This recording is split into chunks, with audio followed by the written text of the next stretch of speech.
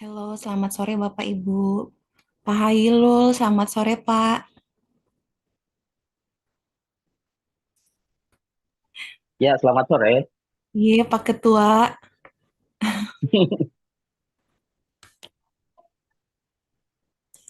Eh, selamat sore Pak Rektor. Selamat Selamat sore. bergabung Bapak. Ya, Selamat ya, selamat menyambut Ramadan Pak. Maaf lahir batin. ya, ya.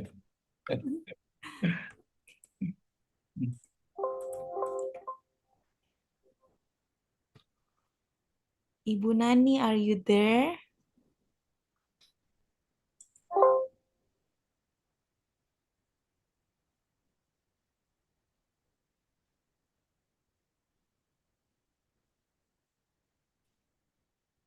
Oh ya, Ibu Neti has joined us. Halo Ibu Neti. Selamat sore Ibu. Our doctoral candidate.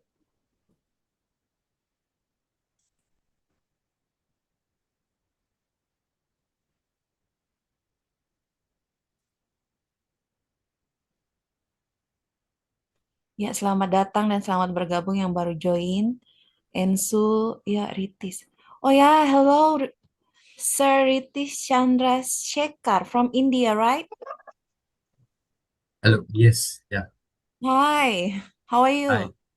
I'm good. Yeah. Thanks a Thank lot you for for joining sharing the us in this links. webinar international. What time in India exactly right now? It is 1:30. 1:30 in the Hmm, afternoon. okay. Nin, ada anu Mm. kak, pelabuhan. Ya, Ma'am Nalani has joined us. Hello, Ma'am. Tidak bisa dengar. Tidak bisa dengar. Pakai ini. Coba tanyakan. Hah? Tanyakan Anyway, di chat. Rifka, are you there? Rifka Salsabila. Yes, ma'am. Oke, check your WA ya. Don't forget Oke, to ma'am. share. Allahu Akbar. Tidak mau ya aku. Hello, ma'am. Coba dulu. Where is your beautiful face, ma'am? Iya, I saya. miss it a lot.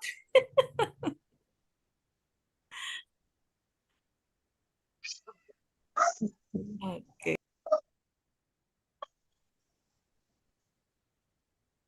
Mungkin bisa kedengaran itu.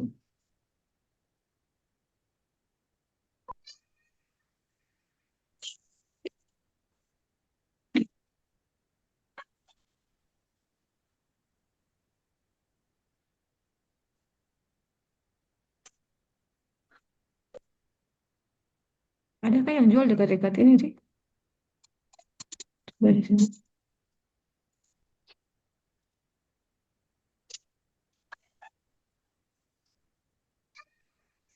Kalau musik besar ya suaranya ya. Di pakai headset tidak suaranya.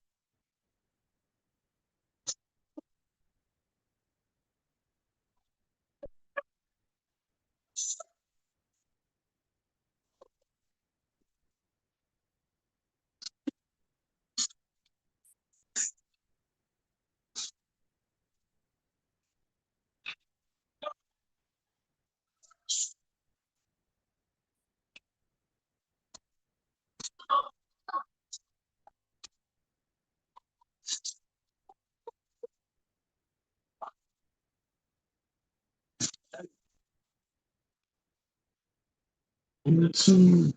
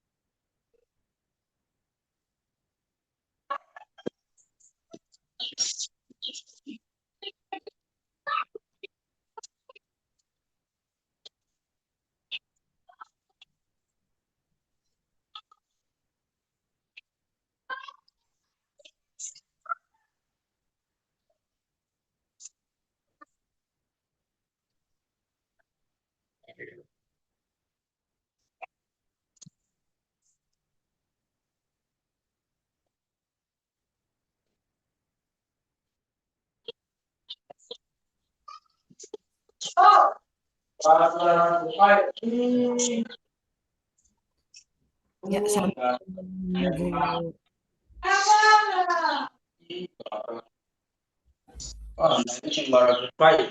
sambil menunggu resource speaker-nya join di Zoom meeting pada sore hari ini, izin saya menyapa dulu Bapak Ibu yang sudah join di Zoom meeting kali ini. Selamat sore Bapak Ibu. Am I audible? Yes, it's very Ya, clear. Oke, selamat sore. Bagaimana kabar ya. semuanya? How are you guys? Selamat menyambut Ramadan ya semuanya. Maaf lahir batin. Terima kasih banyak di tengah kesibukannya menyiapkan perlengkapan. Mungkin ada yang mau haroa dan lain-lain. Masih sempat dan menyempatkan diri untuk join di Zoom meeting kami pada sore hari ini. Terima kasih banyak Bapak Ibu.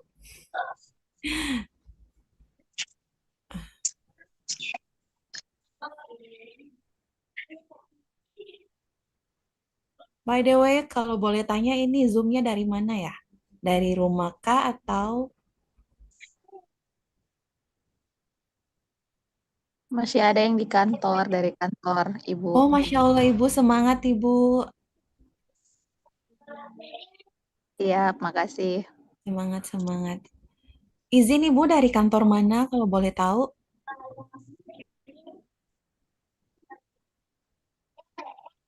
Jauh, Ibu, kantornya di Maluku Utara.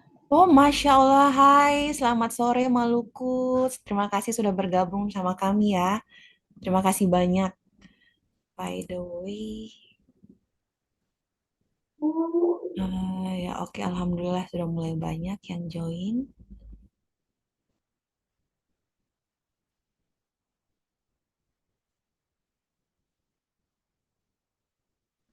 Oh, saya juga mau menyapa ini.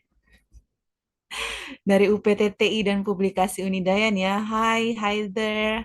Hello. Siapakah Anda di belakang layar itu? Semangat ya, meskipun libur kita tetap kerja di sini untuk berbagi ilmu. Ya. Ibu Nani, how are you, Ibu? Bagaimana di sana, Ibu? Everything's okay?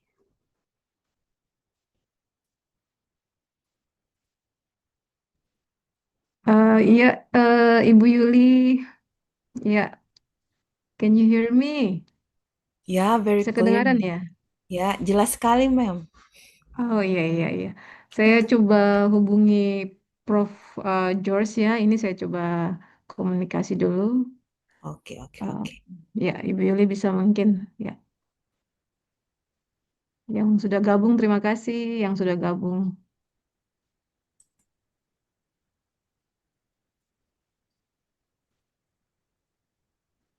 Ya, sambil menunggu ya, kegiatan dimulai, saya izin mau chit-chat dulu dari beberapa Bapak Ibu yang sudah join. Izin mulai dari siapa ya?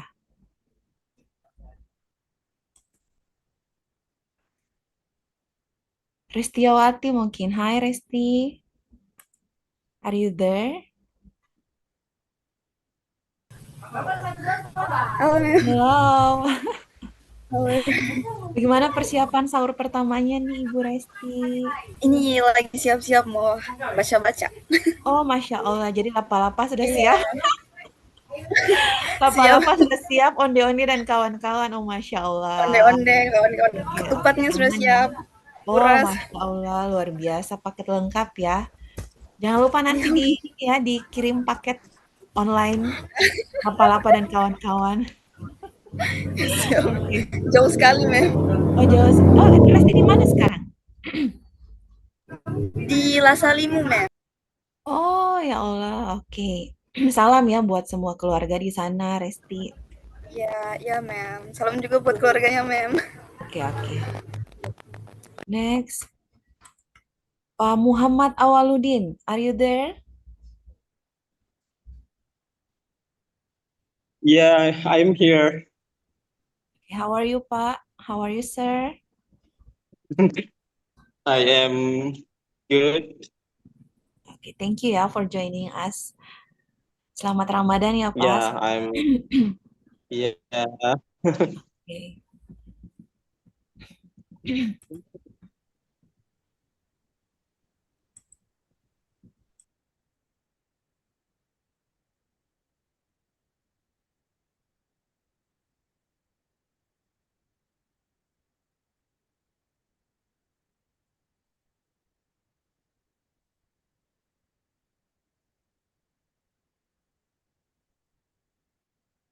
Yeah, it's done.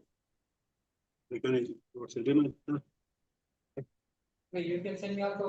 way, Oh ya, sebentar mohon izin ya menyampaikan no, the PDF. Ya,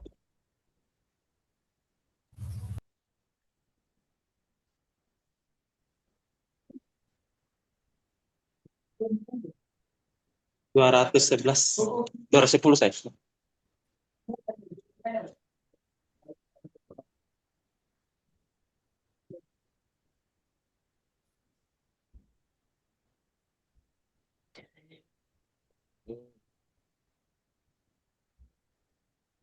Masih, Pak? ya mohon izin juga menyapa Bapak Ibu yang join melalui YouTube Unidayan Info mungkin ya. Selamat sore dan selamat bergabung Bapak Ibu. Terima kasih banyak sudah menyempatkan waktu untuk join bersama kami. Ya,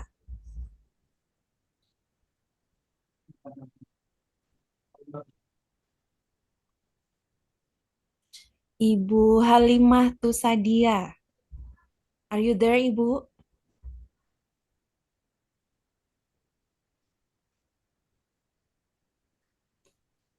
Ibu Ode Nur Aini, are you there?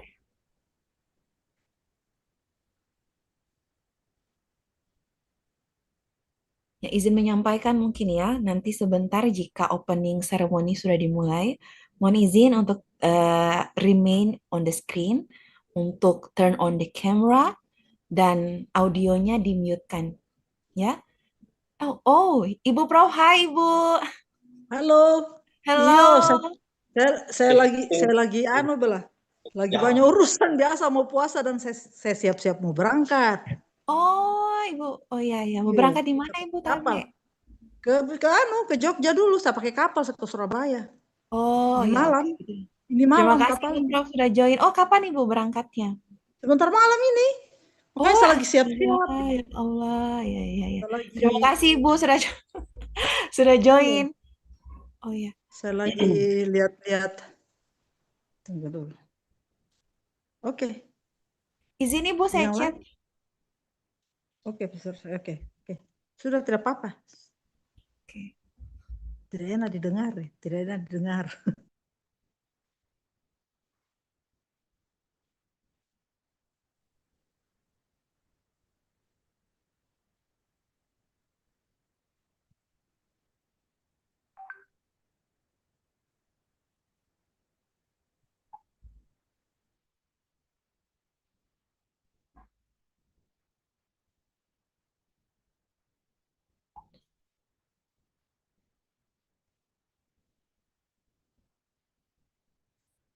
Hai Nanda, selamat bergabung, selamat sore dan selamat bergabung.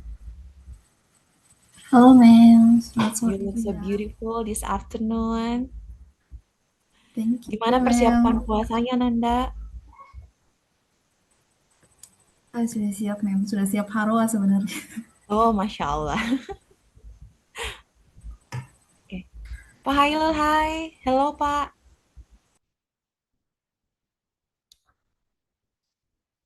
Iya, halo. There. Iya. Bagaimana persiapan puasanya Pak? Eh, untuk saat ini saya lagi dalam perjalanan sebenarnya ini lagi di Kendari, Oh, lagi ya. ada urusan di dinas, jadi saya stay di rumah saudara. Masya Allah. Terima kasih Pak sudah sempatkan waktu untuk join. Mohon izin di-share ke gengsnya, ke bestie-bestinya info tentang ini.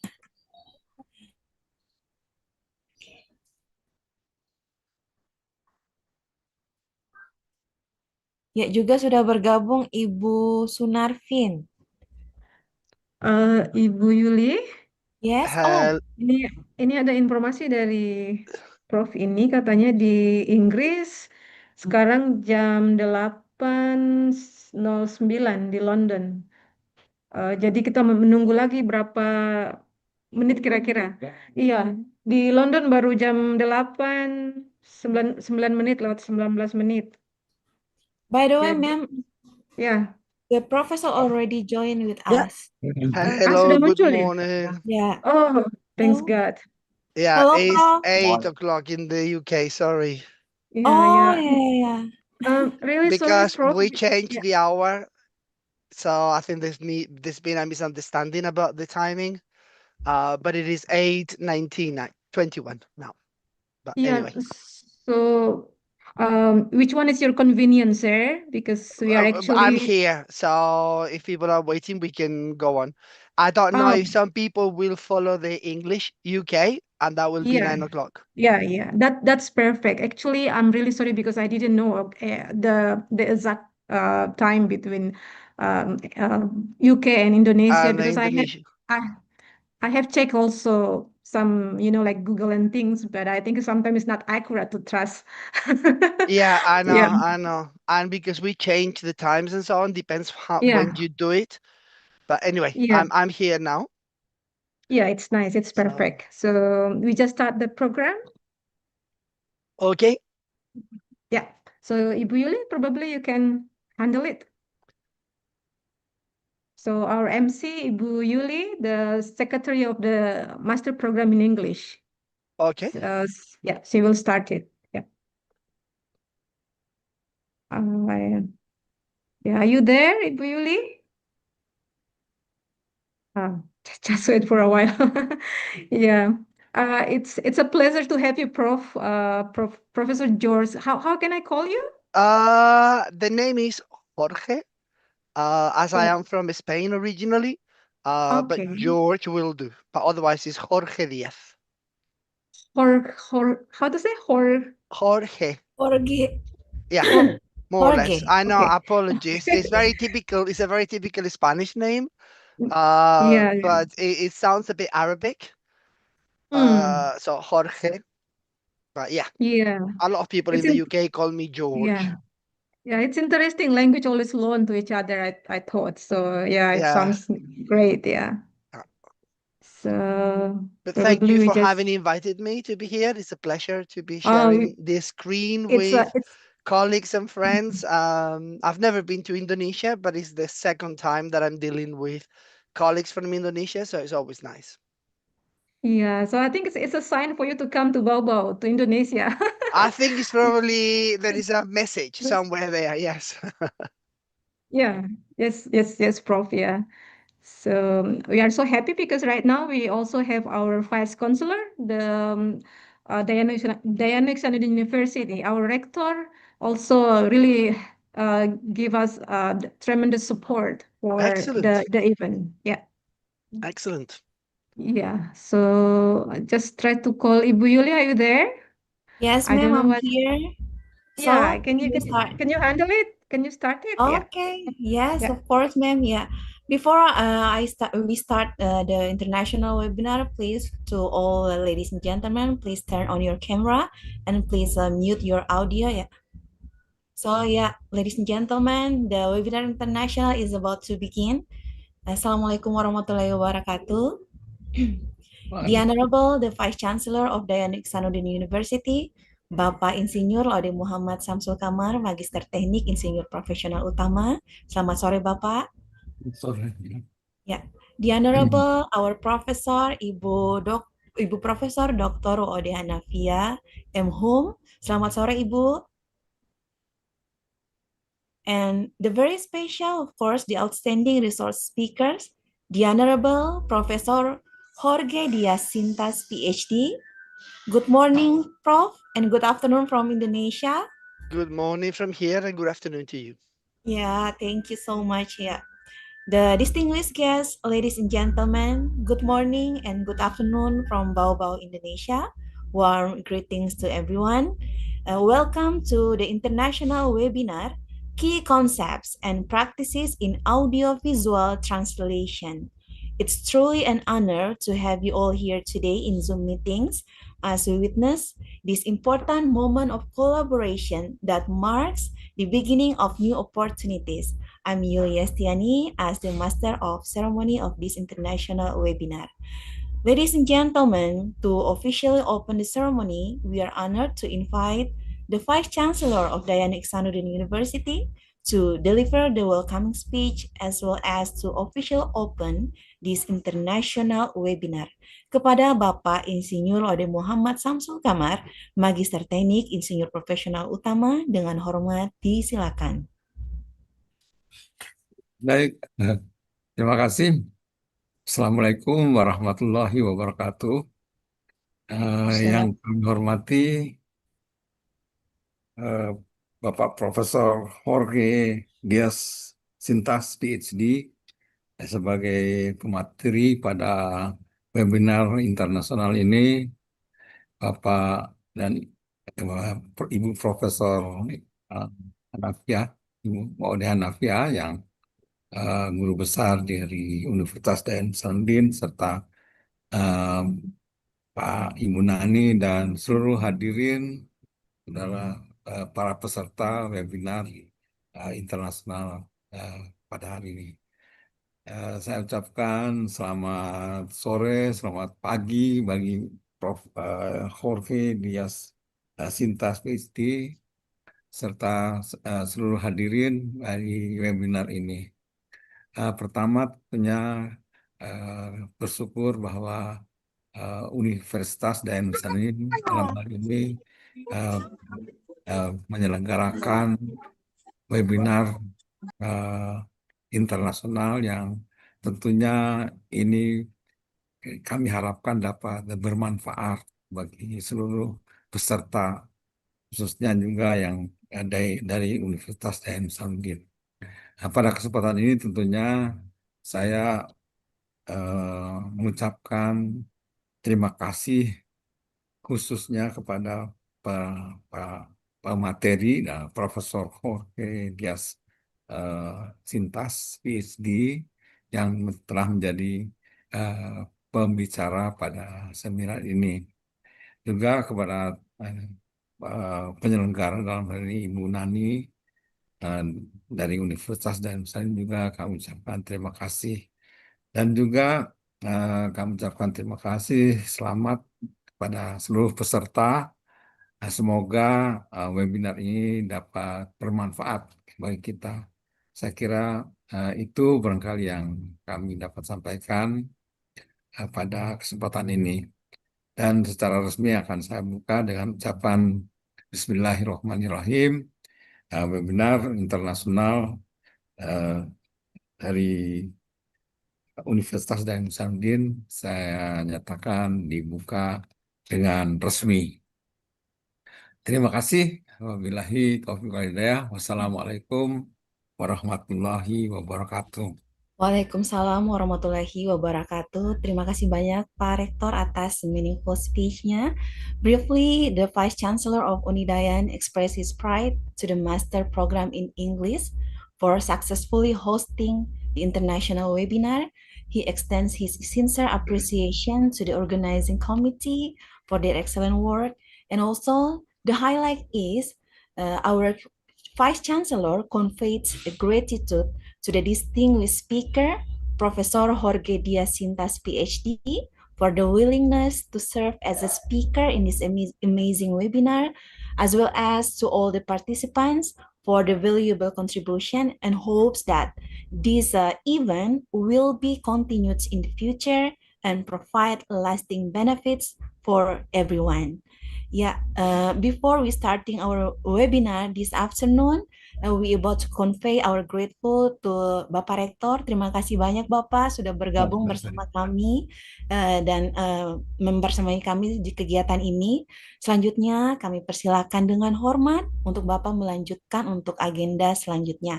Namun sebelum itu mohon izin Bapak untuk bersama terlebih dahulu dengan semua peserta.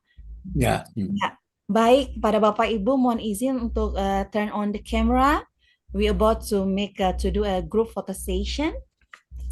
Please turn on the camera. We're about to make a group photo session. Please strike this pose, everyone. Ya, wait. Ya, 1, 2, 3. Sekali lagi. 1, 2, 3.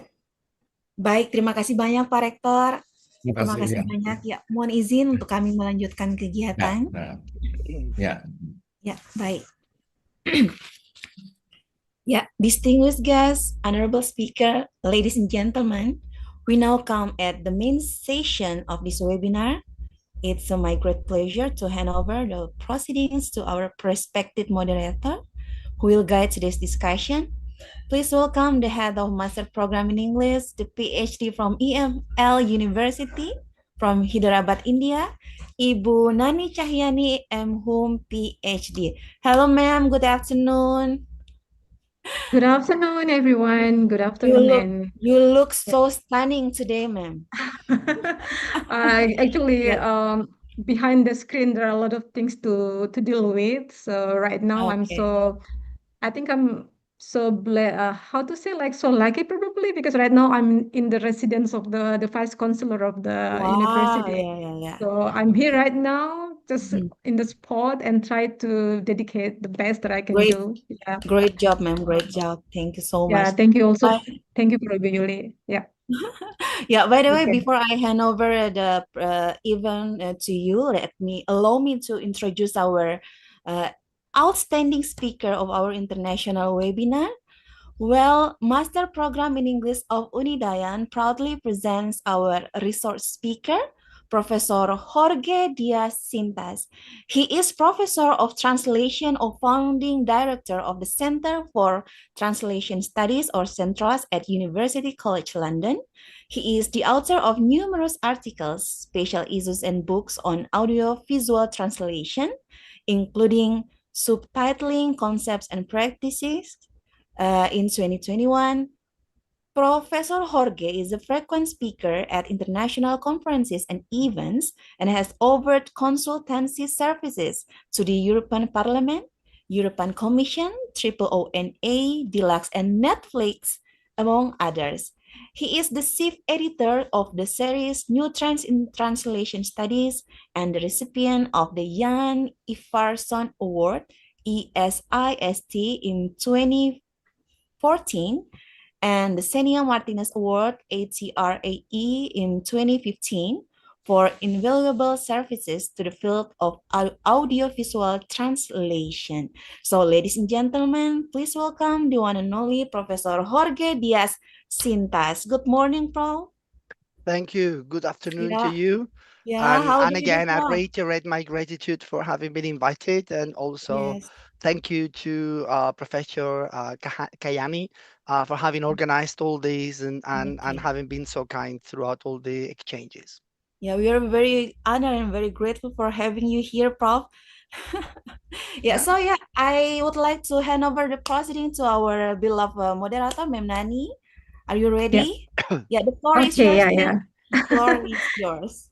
Yeah, it's a perfect time for all of us, and I think this is a great blessing, because we are having Prof. George, which is really incredible to have you as professor, and I think it's not need to explain more. Everyone probably so curious, wants to know more about Professor George. Maybe it's better, if you don't mind, Prof, what I can say, can you tell us a little bit about your journey, um, your scholastic journey or anything there? Sure, Yeah. yeah. Yeah. As I mentioned earlier on, I am originally from Spain. So I Mhm. did all my studies in Spain and came to London in the late 80s. Started Mhm. working in tourism. And then after that, I ended up at the European Parliament working as a translator for a while. I returned to London, and then on my return, I started working at university. So I worked at Roehampton University was one of my earliest working places, and then I moved on to Imperial College, which is in central London. And then from then on, I moved on to University College London, which is in Bloomsbury, where I've been teaching translation and the head of the center since 2013. I'm lucky enough to work in a field that is very close to the industry. Translation is a very productive enterprise, lots of people working on it. And I managed to do lots of consultancy as well to some of the larger players in the industry. I was recently, actually, I did not long ago a project for Netflix in Indonesia. It was online. I'm not sure if there is anybody. There are so many people on in the rooms here, but I'm not really sure whether anybody took part in that project. But it was a project to train new talent in Indonesia to work in the field of dubbing. I will mention a little bit later on. And yeah, so that's been a little bit my trajectory in terms of work. And I've been living in London for far longer than in Spain. So I'm not sure whether I am Spanish any longer or whether I am British or none of them. But yeah. Yeah, yeah. It's really great because sometimes identity change. Yeah, because I think that we are just the product. I mean, human being is the product actually because we are experiencing so many things in life, and it just changes our identity. Yeah, sometimes in Totally. terms of culture and things. Yeah. And Anyway. I think it changes as well to the rest of the people because they perceive you differently. So I'm not really, when I go to Mm, Spain, I'm not fully Spaniard because they mhm. think I've got tics that are too British. And when I'm in Britain, of course, I'm not British because they know I'm from Spain. So it is also the perception. You feel it yourself, but also people perceive you in a different way as Mm, well. So it's funny mm, how culture, language, and all these mm. dimensions impact on you, but also on the others. So there is nothing fixed actually, right? Yeah. Yeah, It's yeah. always transform into something, yeah, something else anyway. Yeah. So Prof, I think it's time for you to Yep. give us the brief explanation about the theme. Yeah. Carry on. Shall I share my screen or do we still have? Yeah, sure. I think it's fine. Just yeah, Yep. show us the So, screen. Yeah. okay, I'll just go and share my screen with sound because I'm gonna be playing a few videos. And okay, let me also open my chat in case anybody wants to interact or ask any questions. I'll have it also on my side screen. And just getting ready with here as well. So if you want me to start, then I shall go on. Okay. Yes, yeah, yeah. Okay. Yeah. So, You can well, carry on. yeah, again, thanks very much for the introduction. Thank you also for to the rector for having been so kind to attend this session and for the gentle introduction at the beginning of the morning. And so I'm going to be talking today about an area that is very dear to me.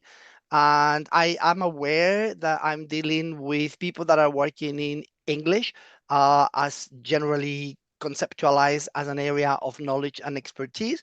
I'm going to zoom in to one of the areas that I think is very important in our days, which is translation and particularly audiovisual translation. And considering the makeup of the audience, I have decided to go on the safe area of introducing some of the concepts and some of the aspects that are important and might give you some ideas, some inspiration to do something in the future, whether research or whether even work-wise. So let me just start here with a little overview of the industry, the audiovisual industry in our field. We talk a lot about the audiovisualization of communication. More and more people are communicating through screens. Written text becomes marginal, and there's always all these videos that we got everywhere that usually contain written text on them, and sometimes they are proper subtitles. Some of the times they're not proper subtitles, but function as if they were also subtitles there. I've given you, I'm bringing here a few statistics so that you can see roughly where we are moving. You've got here statistics from YouTube. And YouTube tells us that every day about 1 billion hours of video are consumed on YouTube. Okay, this is a pretty vast amount of hours. You would imagine that most likely everything or most of it is in English, but actually, according to the research, 60% is in other languages than English, is multilingual, and 40%, so it's slightly less than half, would only be in English, which means that, for communication across, translation is going to be somehow needed here or there. Then the other piece of information that they give us, other statistics, which I find really fascinating, is that every minute of our life, about 500 hours of video is uploaded to YouTube. And we're talking only about YouTube. I'm not talking about any other platforms like Vimeo or Facebook or if you think even in China, for instance, Bilibili, which also move and consume lots of audiovisual material. So even if everybody was really doing subtitles, it would be very challenging to deal with so much volume. And it does explain somehow why some companies are so excited, or they are looking into the potential of technology to help with the production of subtitles or the production of some type of translation of this material that circulates so quickly in between countries, but sometimes need the help of linguistic transfer to make it available and understood in other languages. Commercially, we've got information. The IMDb, which is probably the more solid platform for audiovisual productions, tells us that every year there are 15,000 films that are produced commercially, that are circulating, and then 250,000 episodes for TV series and the like. And again, a little, this gives you an idea of the amount of hours. Is over 750 hours that are produced commercially around the world. I was reading only the other day that Indonesia's film industry and creative industries are doing really well, and apparently is the new field that we should be looking for after Korea. I was reading an article in which they say that these productions are very engaging and they are looking now for international production. So watch this space on that area.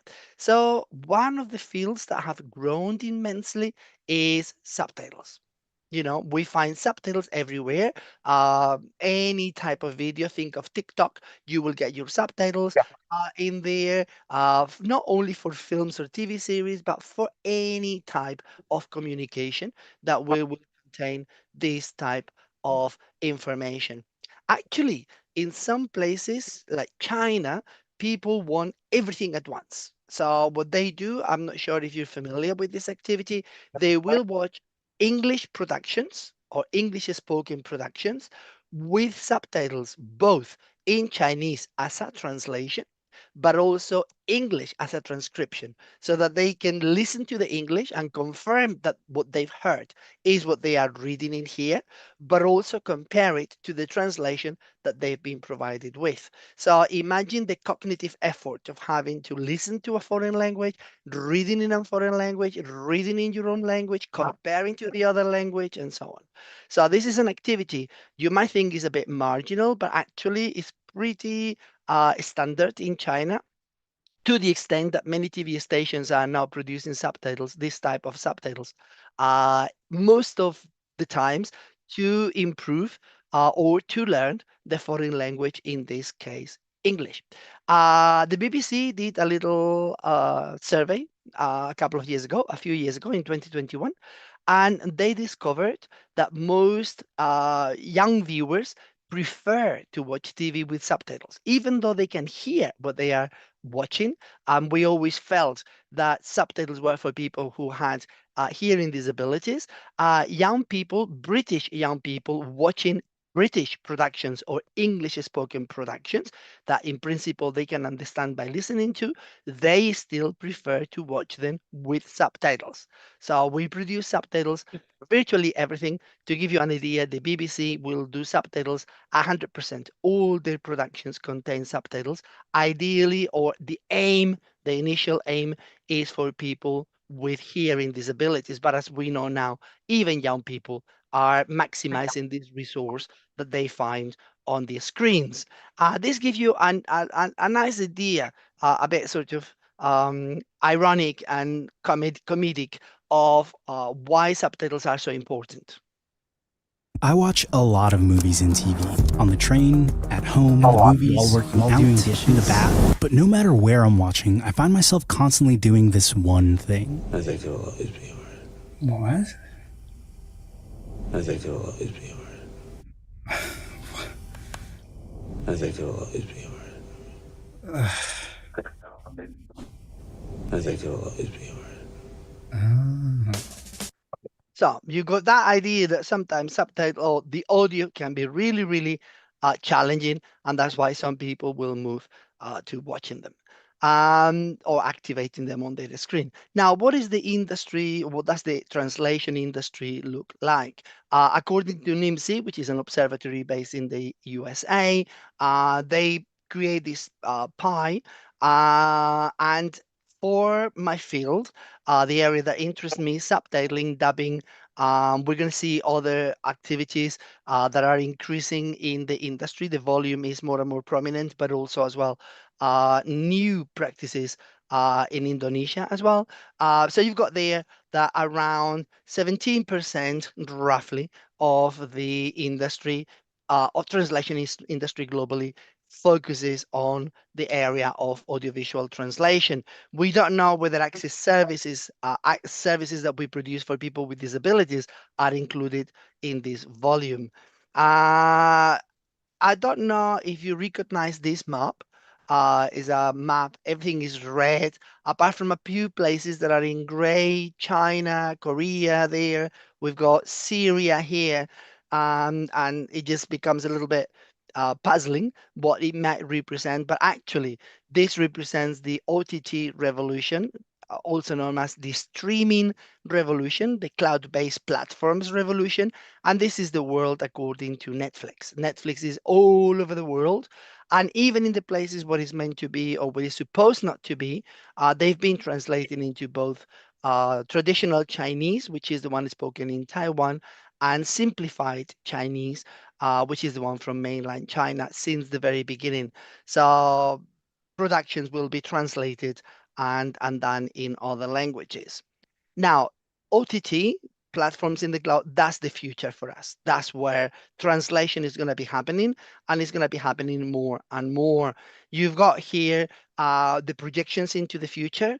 In 2025, going on to 2030, is going to be a really pronounced increase, and some of the major players, you've got Netflix, you've got Disney, you've got Apple, you've got also big players in the Far East, in East Asia, like Tencent, for instance, iQIYI in China. So those all are moving in this side of the industry, and there is a big divide between the global south and the north. The north, the involvement, is the growth is considered to be low because these platforms are very much installed, whereas the south, the growth is projected to be very high.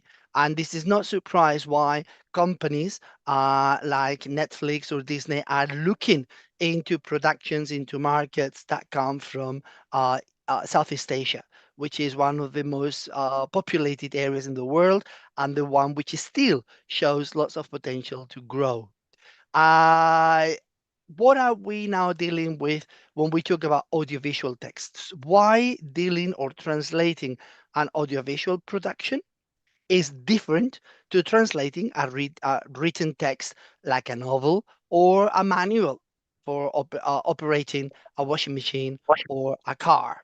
Now, What we've got in here is a definition of one of my colleagues, Frederic Chaume, on what is it that we deal with in audiovisual communication. And on audiovisual communication, we've got two channels, the acoustic, we can hear, and also the visual channel. So we are dealing all the time with multimodal communication, and multimodal communication can be very challenging because it's not just what we say, it's what we do, it's what you see in the background and so on. And that will be bringing information to the audience. We've got those two channels, acoustic and visual, and lots of information. We've got sound, we've got music, we've got images, we've got language. And to make it even more exciting for us, they're always in constant movement. It is what they called the moving images. So this is a bit of a challenge for us to translate. And I like to bring in this concept from multimodal analysis.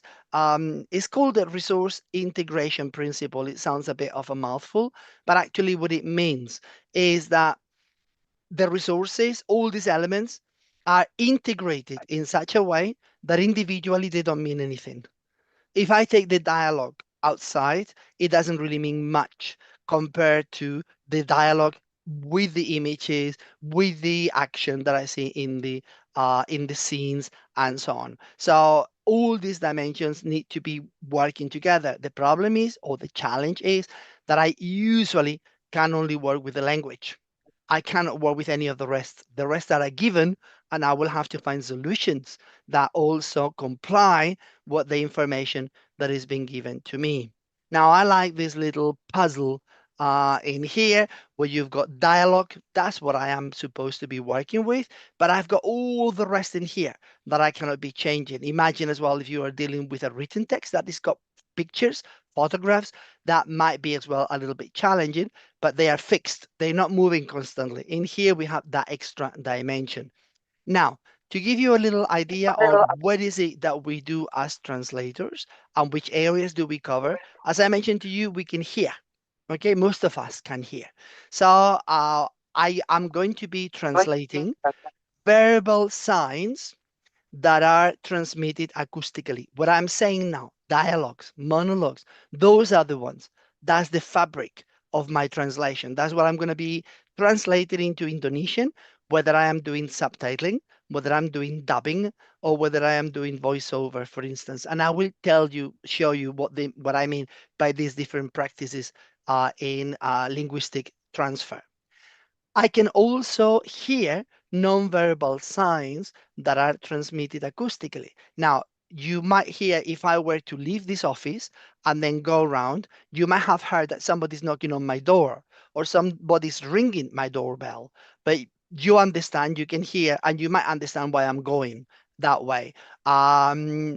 If you are dealing with people who are deaf or hard of hearing, then those people won't understand why is Jorge going. They couldn't hear any noise, justifying my absence from the screen. And what I need to do as a translator is what we call produce subtitles for people who are deaf or hard of hearing. Yeah, and this is I'm going to verbalize sounds that I can hear, and I will have to produce an explanation of that sound so that audiences with hearing disabilities can fully understand what is going on in there. If you want to see some amazing subtitles explaining sounds, you only need to go to Stranger Things, the last two series, 4 and 5, I think, or 4 to 6, because the last one was a little bit fragmented. Those subtitles have been commended as being some of the best ones for people who are deaf and hard of hearing, and those are the best ones ever produced in there. So that's another area that some of us will be working on. You would also see verbal signs on the screen. You might see some of my books behind, well, actually they're DVDs, but you've got some folders on the top, and you might be able to read information there.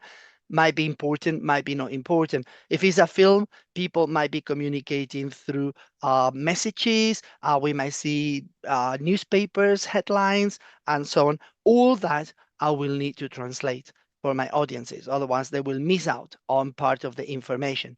But you can also see signs that, sometimes we give for granted, the way we move, the way we communicate. If my face is making a smile, you will understand that I am following you. If I look a bit serious, you might stop your conversation and say, well, why are you looking that way or whatever. All that information will be important. But again, we think that that is a given. It's part of the multimodality.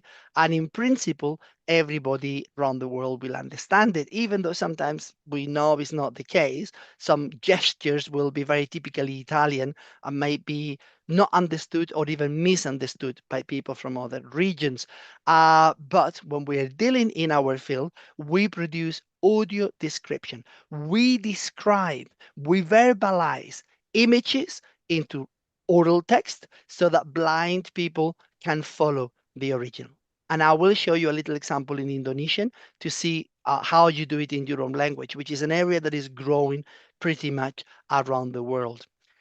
The challenge for us is working with images when the images and the text go so close together. This is a meme, one of those images that was circulated in the UK a few years back when Boris Johnson was the prime minister of the country.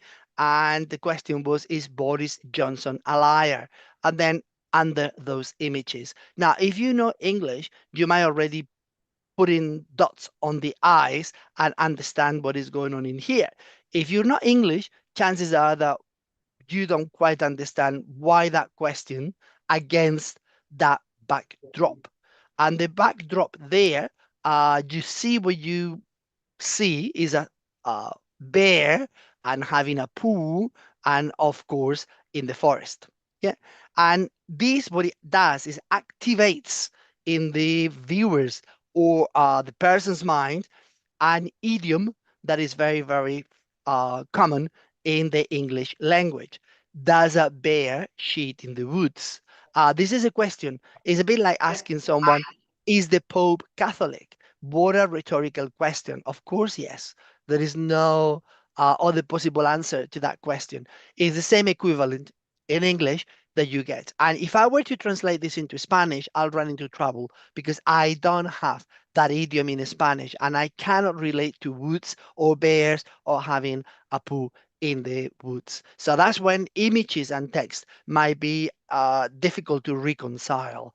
And even, when you are dealing with people that might know more than one language, and then you get, not just the text that is written there, the images, the phonetics that will make sense of the other image that I've given you there. So this is when texts become really, really challenging. I'm going to give you an example from a very famous film called Pulp Fiction. And she, who is called Mia in the film, is trying to convince him to go to this restaurant. You can see here the sign, the neon sign there on the car, and the neon sign is reflected there. It's called Jack Rabbit's Slims. That's the restaurant. She wants to go there because, as she tells him, an Elvis man, he loves Elvis Presley, should like this place, but he's not convinced. He doesn't want to go there. Come on, Mia, let's go get a steak. He wants to go somewhere else to get a steak. Then she says, you can get a steak here, Daddy-o. Don't be a, and then she cannot complete. She doesn't complete her sentence. But does she convey the message elliptically? And I'm going to show you now the images, and you tell me in here. This is Jack Rabbit Slims. An Elvis man should love it. Come on, man, let's go get a steak. You can get a steak here, Daddy-o. Don't be a... Oh, after you, kitty cat. So, don't be a, and then she doesn't really mention anything else, but with her fingers, she just draws, which for us, for all intents and purposes, it will be a square, and that is the English expression, but we can tell that it's not a square, it's a rectangle. But still it works. So in my country, in my language, in Spanish, we use a similar concept. You have your head, rather than rounded, is squared, which means that you are very traditional, you're not forward thinking, you don't want to get out of your comfort zone or whatever, which is what is meaning here. But I'm not sure if in Bahasa Indonesian will mean anything. If you see a square like that, I know, for instance, in China, They don't conceptualize being narrow-minded as a square, and they don't understand what that means on the screen. She doesn't say, don't be a square. Actually, when she draws, is silence. Would you write a subtitle there when she's not talking? Or how would you resolve this approach in here? And how you can convey this information? You don't do anything, expect that the audience will understand, you interfere, and if you do, how do you do? Let me show you another one, which is from a very popular TV miniseries done by the BBC. It is a road movie in Australia. And this is the baddie, the bad guy in the film. You're going to see the good guys, a couple, a guy and a girl. And I won't tell you much more because I think it's very self-explanatory. Nothing in cinema happens by chance. Everything is planned. He is sitting where he is sitting for a reason. And that landscape is there for a reason. So I'll show you what it happens there.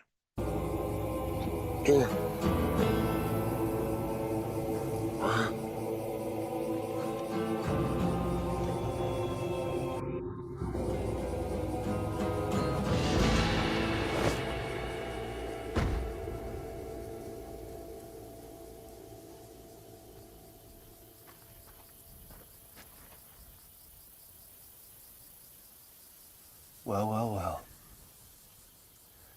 Sorry. Okay, so he was sitting on the well, and then he just goes and does this little silly, stupid joke of, well, well, well. He realizes that the joke is not funny at all and apologizes to her. Sorry, it's not really that great joke. Now, how would you translate this into your own language? You don't have much space there. It's well, well, well, pause, sorry. You cannot write a long translation. People won't be able to read it. Do you have anything that plays with well as a place where water can be found and well as an adverb of manner, like, things are okay? So those are the challenges that you're going to be finding when you are dealing with our field in here. This is another example that I like showing as well. You've got here, for instance, is an Australian film. He is the last dancer. Is a ballet dancer. He's at the consulate in Sydney and talking to the consul, who tells him, when in doubt, let your robust faith support you. That's literally what the Chinese is saying. Now, the images are very, very semiotic. They're very rich. You've got in the background an old man, great, blurred. You can see the guy at the front, reasonably good looking, handsome, very clean, the images and so on. So you can read, are we dealing with history, the past, the present?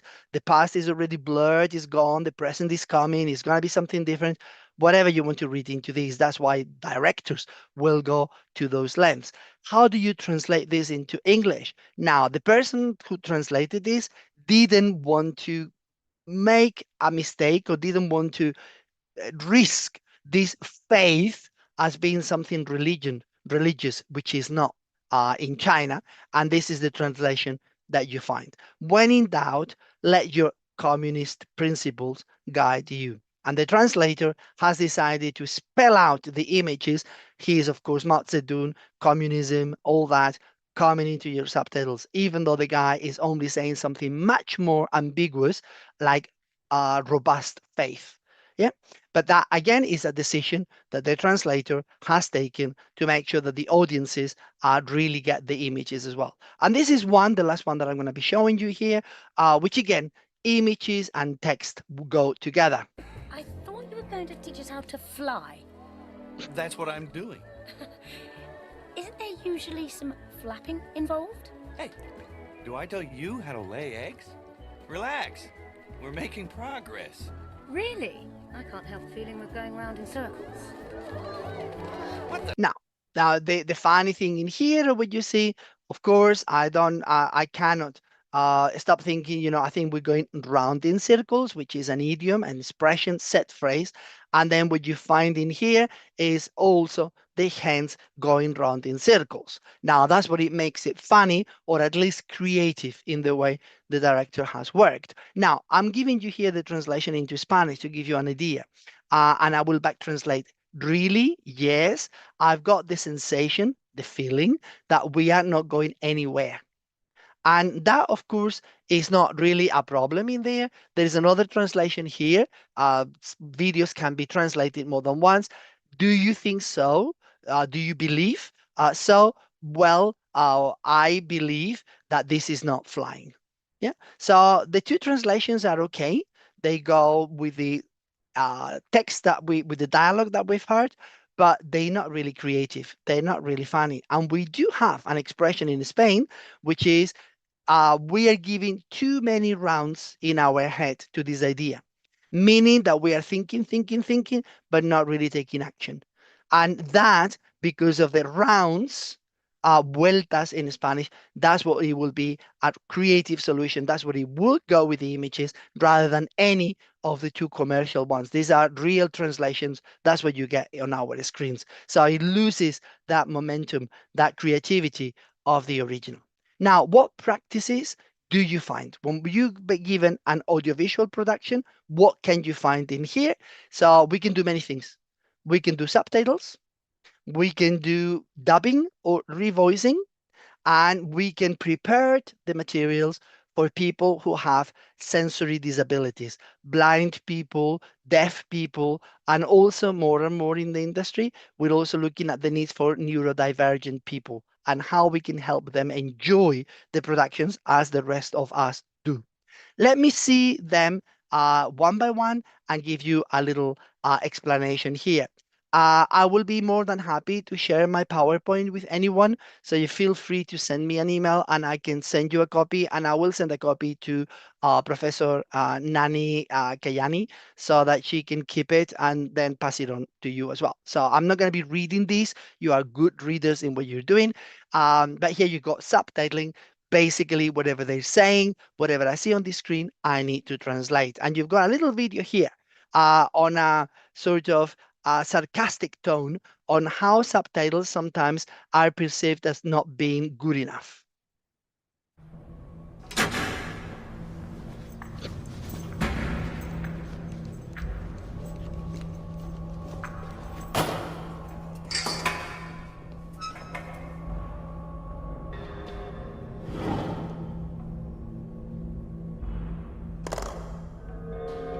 The following film may contain scenes with subtitles. マジかよこれ。こんなの信じれるか。見たことねえぞ。 Or scenes that for some cruel reason don't have subtitles. Or scenes with subtitles that make the character seem less intelligent. だから言ってるじゃん。すごいって。 Or scenes with subtitles that give you the strange feeling you're missing out on something. 計画通りやれば絶対逃げ切れうまくいくって言っただろ。ゆずの野郎は知らねえんだよ。これで金曜日まで待てば俺たちは絶対逃げ切れるぞ。絶対セーフだ。地の果てまで逃げ切ってやる。 An open mind is advised. So this idea that subtitles might be missing information, they're cheating you out of some of the information because they're not translating everything, and so on. So that's one of the areas. You've got also subtitling, which we do virtually or basically on live events. If you go to the Opera House in London, to any theaters, live events in museums and things, they will contain subtitling, which are live subtitles projected there and then. And what you've got as well is re-speaking. Re-speaking is done, for instance, the BBC, when they do the news, they produce subtitles, or when they do Wimbledon, if Wimbledon is broadcast, they will have subtitles. We don't know what anybody is going to be saying because it's all live.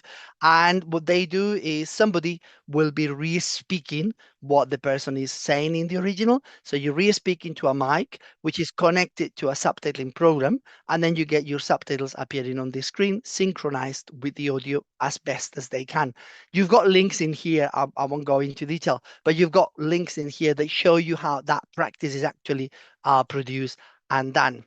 The main characteristic of subtitles, we have audio, images, written text, all at the same time. There is a space limitations, so you usually cannot write as much as you want. You can only write about 35 to 42 characters, bottom of the screen in there. The time needs to be synchronized with the audio. You have to respect shot changes, maximum, minimum exposure. So there are lots of limitations in there. And you have to also think how fast is your audience going to be able to read? And we know that younger people or teenagers in their 20s will be fast readers, but other people might not be fast readers. So I have to find a compromise on how much text I am projecting on the screen. Then they usually follow a font. They don't call too much attention to themselves, only one color, we don't change things. And then the content, usually we will have to reduce the information. And this is one of the strategies that we always teach subtitlers to be. We cannot use translation notes. There's no way you can be writing there, so you have to go on with a full translation as best as you can, but no explanations are there. And also we're moving from oral to written. We don't speak the same way we write. And this is something that also sometimes is an issue. You've got here more information if any of you is interested in this area. I've compiled some books that I think are important. Netflix also has lots of information about subtitling, freely available. You got there the web link. They've got guidelines and, of course, guidelines in Indonesian. So if you want to understand how Netflix is doing things in Indonesian, what are the techniques, what are the limitations, the constraints, they're all listed in here for the language, the Indonesian language. We also have revoicing, yeah, subtitling the original, and I put subtitles at the bottom.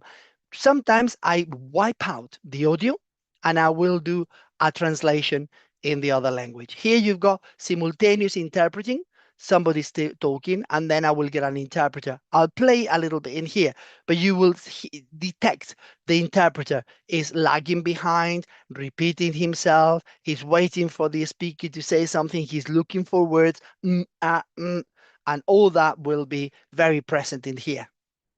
Thank you very much, Robin. I would like to say that it is a great honor for me to be invited. Thank you for the background notes. My life is really... So you got in here, my life is really, and then you can see that it's life. It's happening there and then that interpreting, usually for interviews and things like that. You've got narration. Narration, you will see somebody's talking. I'll show you this video here. You might recognize the voice. He's like a tiny pharmaceutical factory. Fungus in his fur produces chemicals that have the potential to fight cancer, malaria, and antibiotic-resistant superbugs. So you can only hear the voice. This is actually Barack Obama, and then he's telling us about the natural parks in the USA. And what they do, this is on Netflix, it will be the translation into Indonesian. Dia seperti pabrik farmasi kecil. Jamur di bulunya menghasilkan bahan kimia yang berpotensi melawan kanker, malaria, dan serangga super yang kebal. So what you can see, I don't have too many restraints. I don't see anybody talking on the screen. So I just overlap my translation, wipe out the original, and then I follow more or less the movement of the sleuth on the screen, and I try to be synchronized with whatever the images are telling me.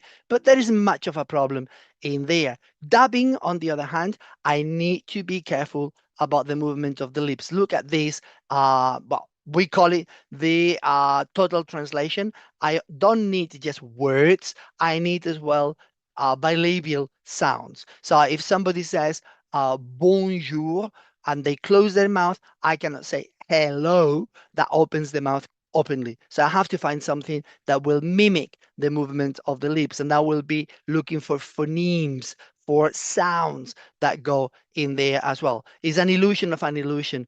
It is, you know, the cinema, which is an illusion. I'm doing a triple illusion here, which is making you to believe that they're speaking your own language. And then you've got here the challenges. Lip syncing, it needs to move with the lips. Isochrony is the length. I cannot do a translation that is too long or too short, otherwise the lips will be moving on their own.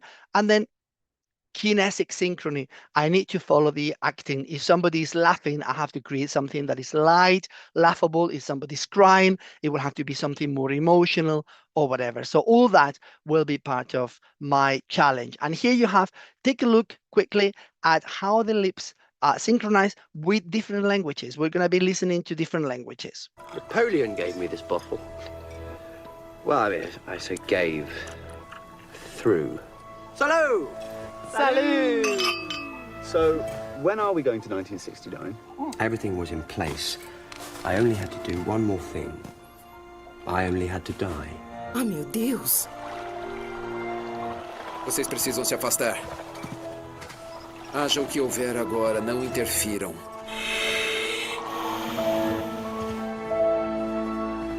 É um astronauta. Um astronauta da Apollo em um lago? Olha!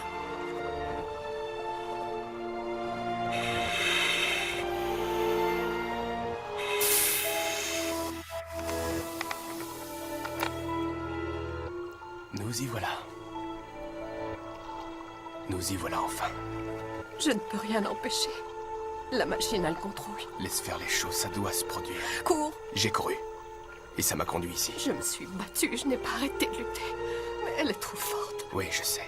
Ce n'est pas grave. C'est ici que je vais mourir. C'est un point temporel fixe. Il faut que ça se produise, c'est ainsi que ça doit se passer. Ne t'en fais pas. Sie werden sich nicht mal erinnern. Sehen Sie da. Das bin ich. Wie kann ich da drüben stehen? Das ist Ihr zukünftiges Ich. Sie sitzen wegen Mordes im Gefängnis. Vermutlich erinnern Sie sich nicht mehr dran. Sie haben mich getötet. Warum tun Sie das? Warum lassen Sie mich zusehen? Sie sollen wissen, es ist unvermeidlich. Und viel wichtiger, es wurde verziehen. So that gives you an idea. Now it goes into Italian, but you can see this is pesce in French with a P, and then you can see that the lips are closing, but clearly the guy was talking in English. So on that occasion, that's when I'm going to be using something that is equally similar in there. We've got some other things as well. The United Nations created this type of voiceover, which is a video. I hear the original, overlap the translation, and then hear the original again. And this is an example that you can see in Indonesian as well. Ibu dan ayah butuh ruangan untuk tempat anak-anak bermain. Ayah butuh tempat untuk bekerja, karena sekarang kami sudah lihat, kami akan kembali ke markas, bertukar pikiran dan mencari banyak ide. Bertukar pikiran itu yang terbaik. Itu saatnya semua ide berterbangan ke kiri dan kanan. Tidak ada ide buruk, semua bisa. Ayo kita coba ini, coba itu, kita lakukan. Yeah, so you can hear this go ideas, and then you can get all that information that it comes from the original. This is a type of voiceover that is little by little disappearing, and people or companies are trying to do what is known as lector dubbing. And I'll show you a little example in here. It's a Korean show, and you wouldn't know because you cannot really hear the original, and it feels that they are also following the mouths. It's not fully synchronized, but the length is pretty much the same. So kami diberitahu tim aliansi dengan rekor waktu terburuk akan tersingkir. Itu berarti 10 orang akan pulang. Aku benar-benar ingin timku bertahan hidup. Kami tidak ingin pergi. Sejujurnya ini kejam. Rasanya seakan kami memainkan semua permainan ini untuk menyingkirkan semua kontestan yang lemah. Aku berharap kita bertahan hidup. Aku sangat ingin bertahan hidup. Aku juga.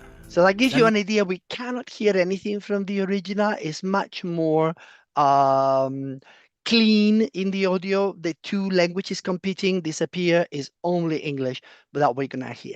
And this is known now as lector dubbing, and it is the practice that Netflix will prefer when they are doing that type of recording. So you've got here the differences. If you are doing lip syncing, it's the most challenging one because you have to be mindful of the lip syncing, the isochrony, the kinetic synchrony, whereas lector dubbing is a bit less. Voice over UN style is only the kinetic synchrony that they're moving and doing things.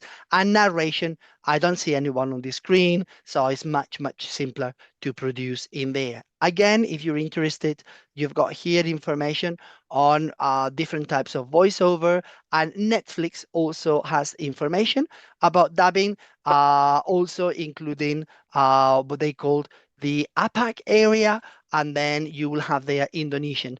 And then for Indonesian, you've got lots of guidelines on how to do lip sync, live action, anime, and so on. So all the information is in there. And if you are interested in the area, I would suggest that you also pay attention and then read it in there.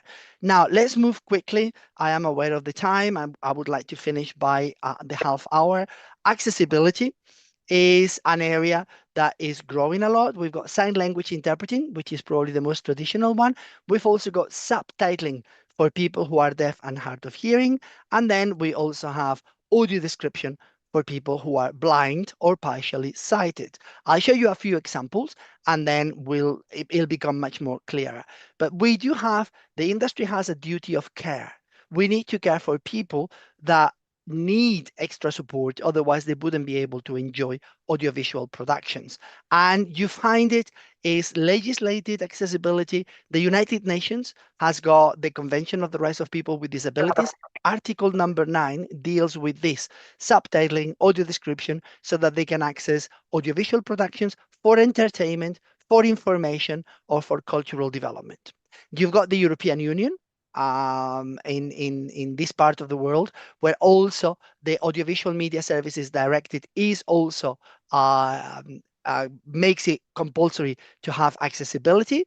And then at national level, you've got different places. You've got, for instance, in Indonesia, you've got law number 8 of 2016, which is on disabilities, and it mentions both subtitling and also sign language.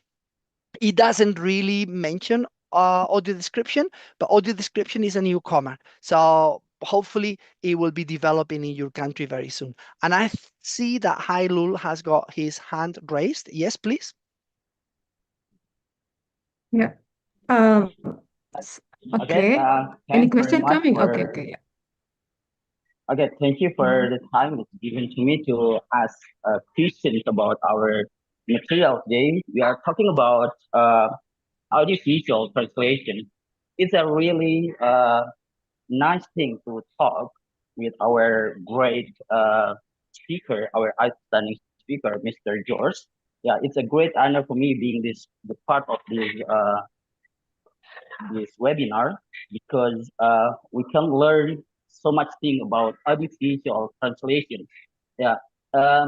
Since I was a kid, I really interested watching TV with a subtitle, because it helped us to understand what the language to transfer in our language. Yeah, because transferring content from one language to another language is a very challenging. So that's why we are, as the viewer, we need the subtitle. But the problem is sometimes when the subtitle appear on the screen is too fast, so we cannot understand clearly what the speaker on the screen speak about on the dialect. So is there any tip or any tools that we can use to make the subtitles not running so fast?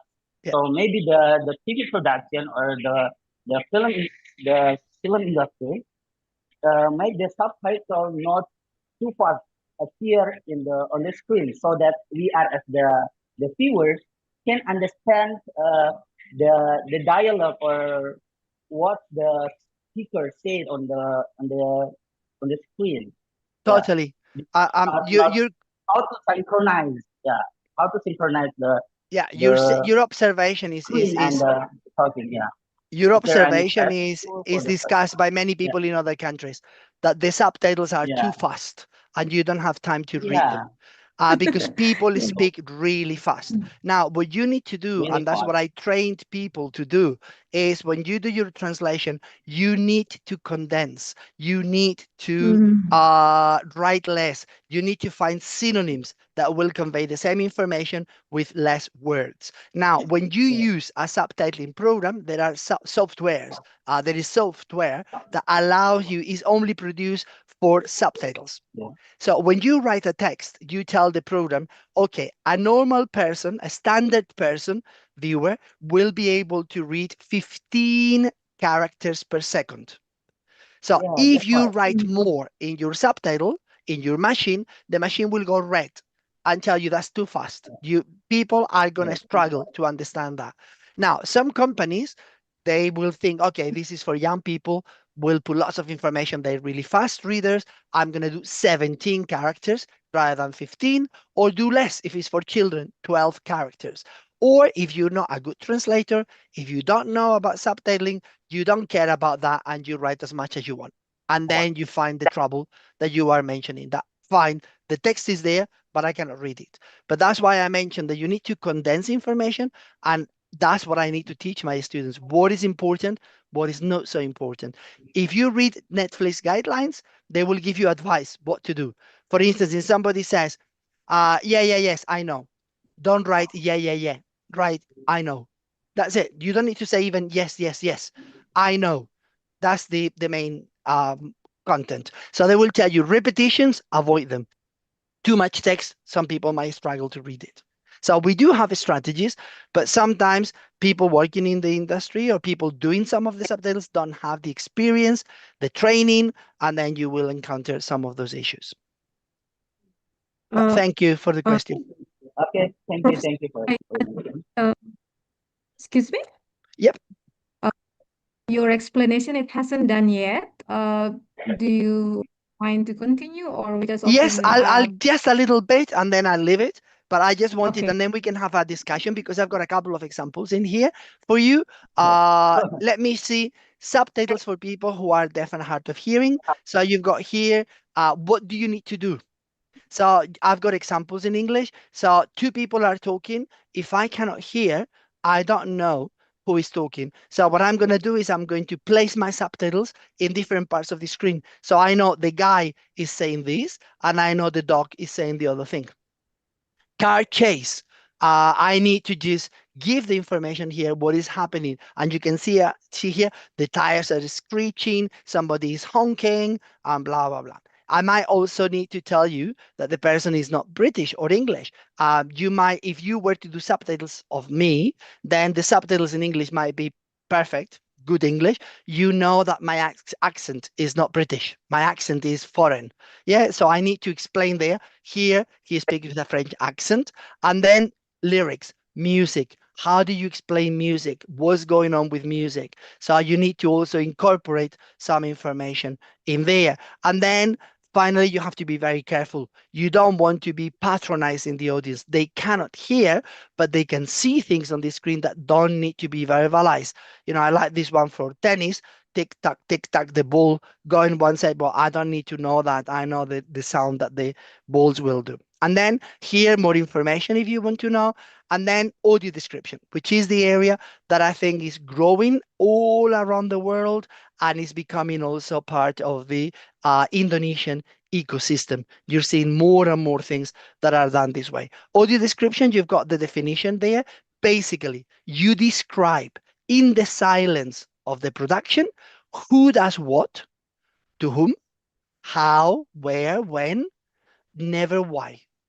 The why is for the audience to understand. You don't explain the film, you just describe what is going on so that the audience can also make the same assumptions that you are doing as a viewer that can see the images and so on. Very, very challenging to do because sometimes you don't have the time between the silences. But again, Indonesia has embraced it, and then you now see there aren't that many productions, but again, because of legislation, is increasing, is becoming more popular. And here you have an example to give you an idea what is it that I mean by audio description. Yeah, it's really mind-blowing.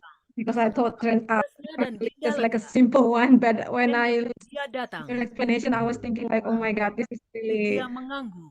Glenn dan Lydia berkumpul dengan ketiga anak. Kresna dan Dinda bangkit dari duduknya. Ambar sama Miko gimana? Ambar? Luar rumah, pepohonan rindang, hari cerah. Kami berhasil menggagalkan pengambilan Ambar dan Tampak Ambar duduk di atas pohon, tubuhnya kotor. Ambar digendong Glenn.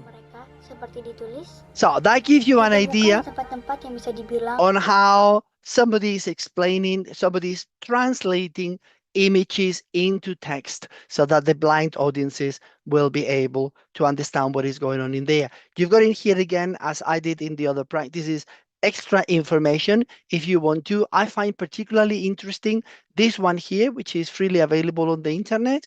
Also this one here, which is a European project, is a course.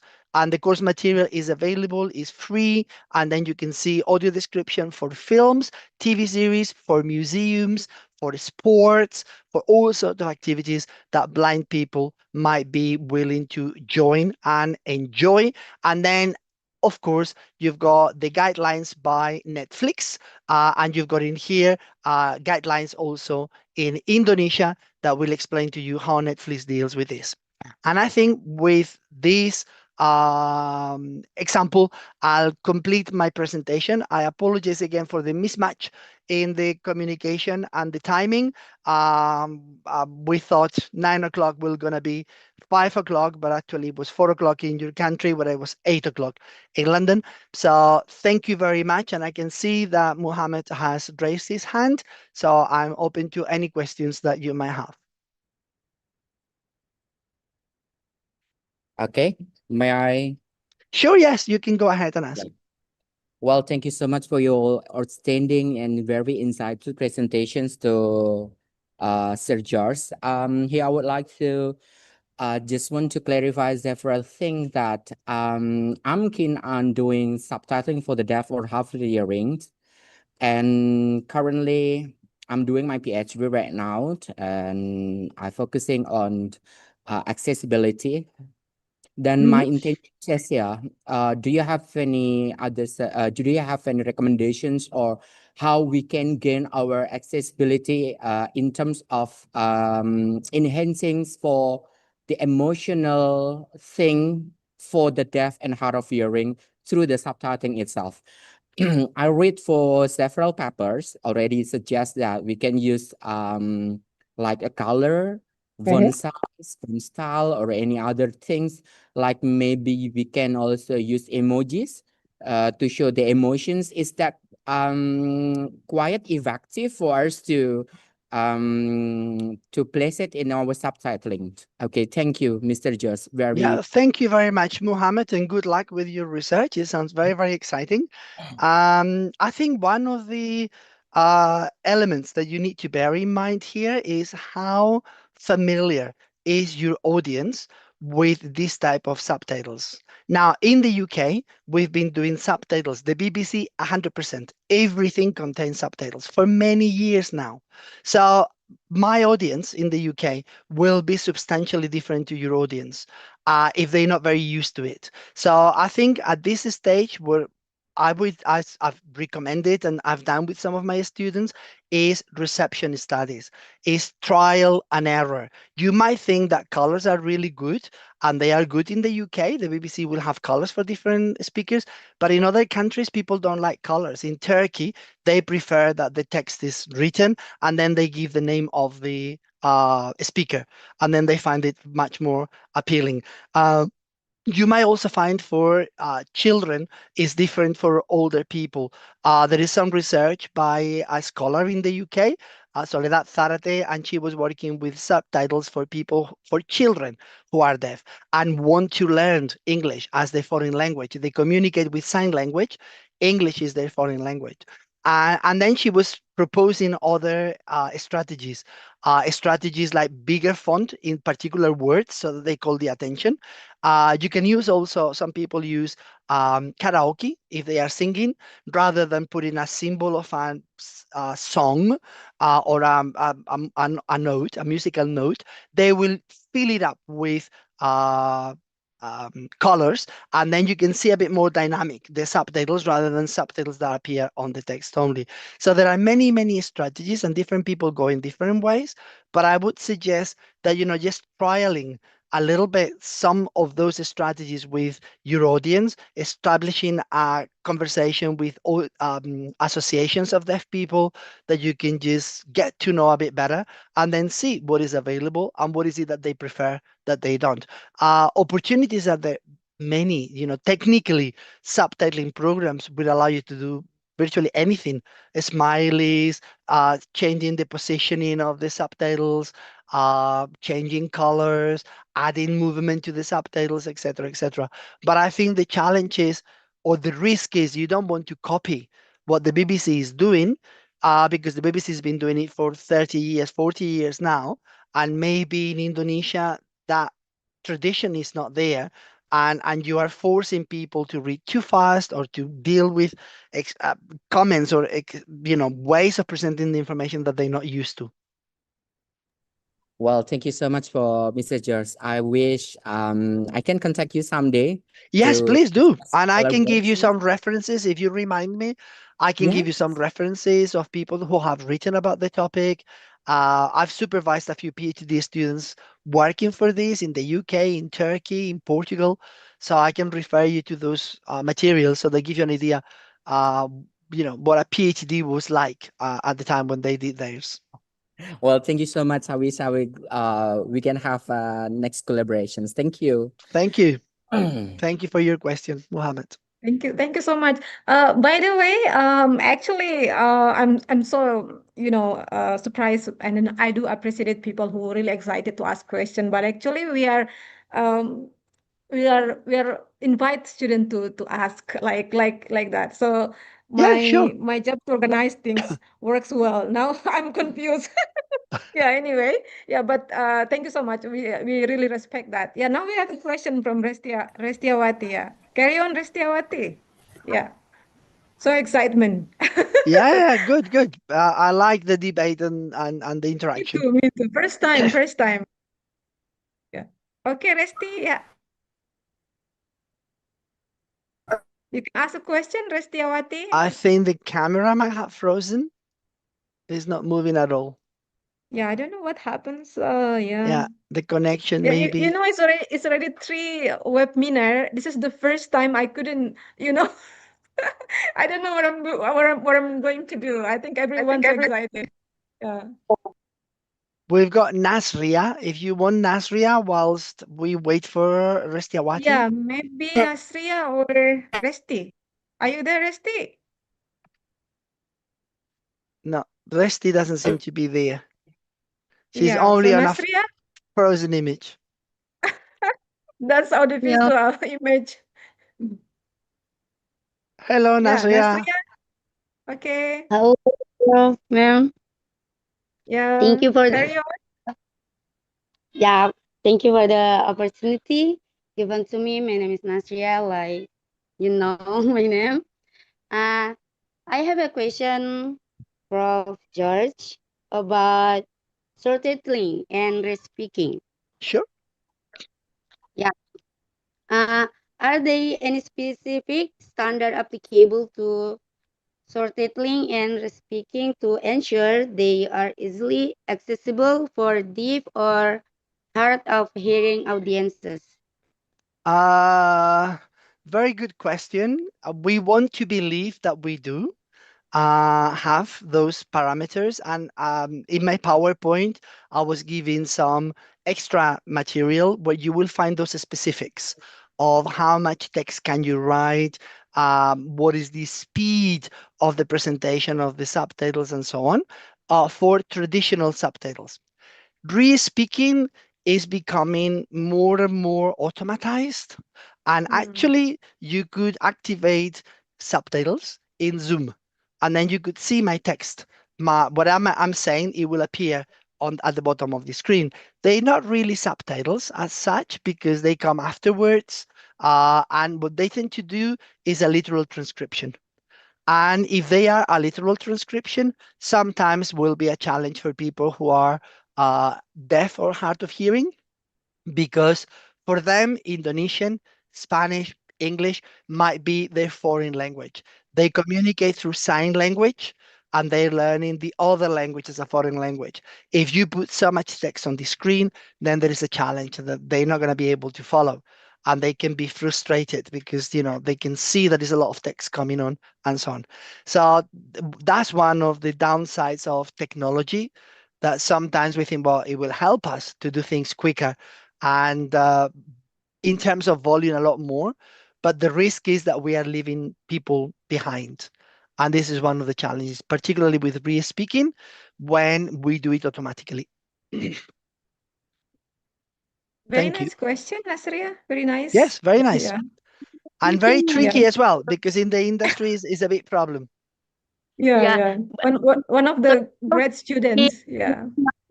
Not sequence. Yeah. Anyway, any question? Thank you, Nasria, for the question. Yes, Do we've got appreciate it. Leila as well, raised her hand. Leila in informatics engineering students. Uh-huh. Yeah. Hello, Yeah, Leila. Leila. Yeah. You are muted. I think you need to unmute yourself. Your microphone? At the Leila, bottom of the screen, and then on Yeah, the... Yeah, you there. Oh, no, we cannot hear you, Leila. Laila suaranya Laila. I tried to use my Indonesian language. Laila suaranya coba. Ya. Okay. If Yeah, you go nice. at the bottom, can you talk, Leila? Laila coba cek ininya, mic-nya, jangan mute.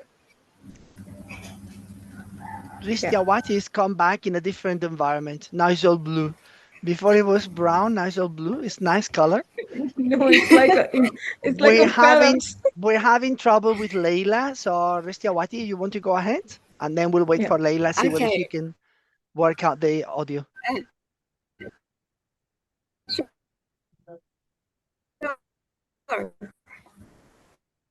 Ya, Ristyawati ya. Oh. Yeah, I don't know what happens. What's happening actually? Ristyawati, Leila bisa ya antara dua. Kalau bukan Ristyawati.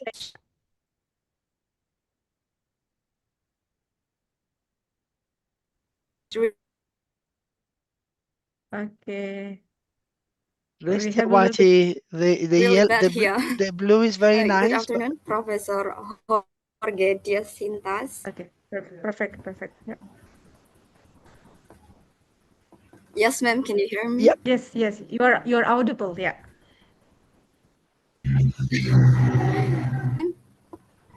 Hello. Hello, ma'am. Okay, maybe langsung saja, student from Dian Ivarsson University.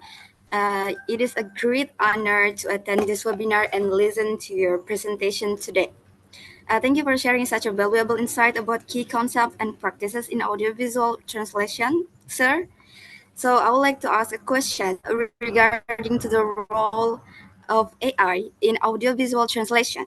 I've noticed on social media that some Indonesian film clips are edited using AI so that the voice sounds almost original, but in another language, like Korean, and even the lip movements look synchronized. Seeing this kind of development for this context, do you think human audio future? That's it.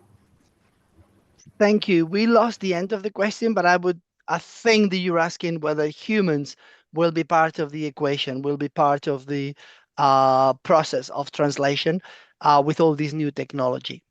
And I guess it's in everybody's mind, not just translators, but everybody working in liberal professions. The power of artificial intelligence is a little bit unknown sometimes and a bit daunting. That will be made redundant as human beings and not part of the equation. In my opinion, that's far from true. What we find now, it is particularly in entertainment and in areas like very important information, videos for medical expertise, marketing, where you want to be selling things to the audiences, legal texts and so on. Artificial intelligence is not really moving there. You will find it in some of these YouTube places or influencers where maybe the material, whether you understand it or misunderstand it, is not a big challenge. There is not much money involved in there, and people are willing to just risk the message because it's being done automatically. You wouldn't get people like Netflix or Disney or Tencent working only on automation. They would always have human beings checking the information and doing what we've done in other areas. Machine translation has been around since the 50s. And we have had memory tools, machine translation, post-editing, and we never had that in audiovisual. Audiovisual was always pretty much alien to those developments. Now we're seeing them all because traditionally films, you don't need, machine translation for a film didn't make much sense.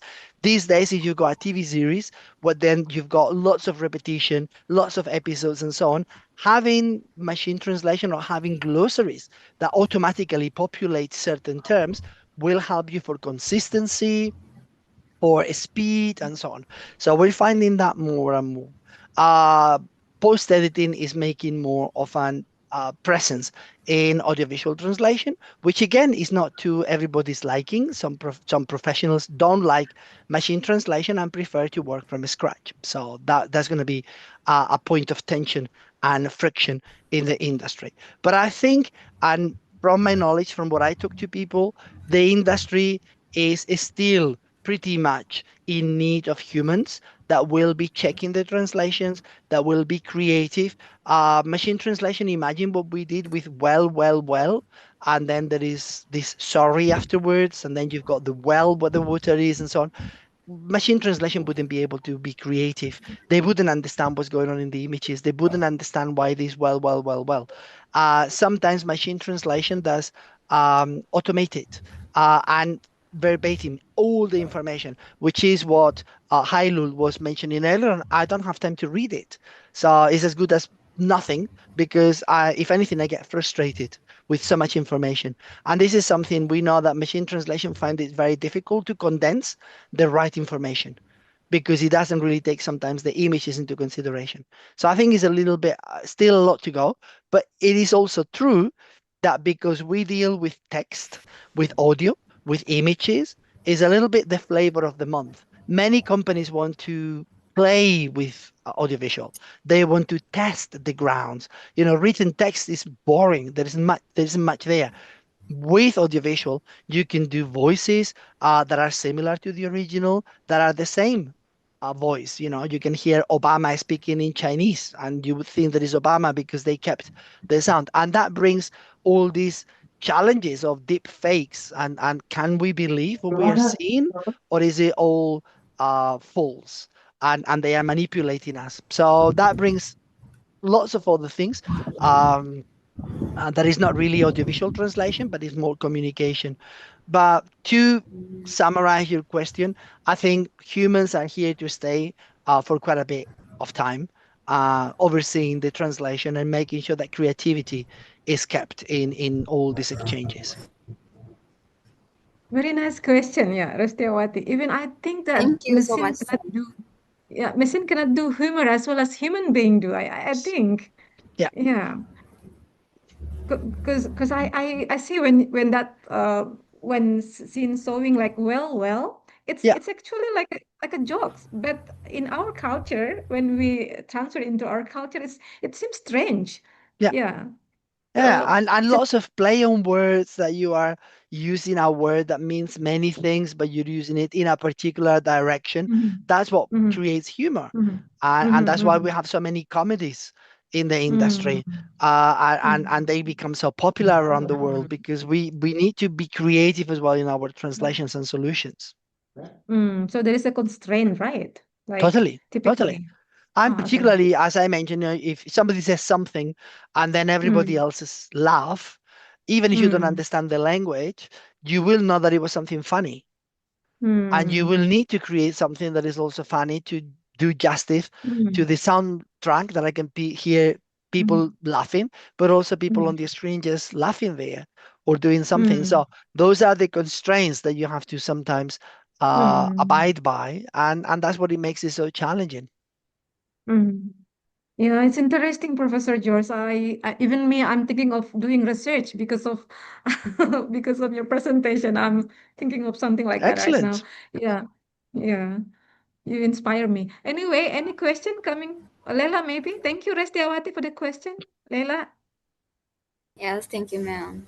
ya, ya, Leila, carry on. Silakan, Leila.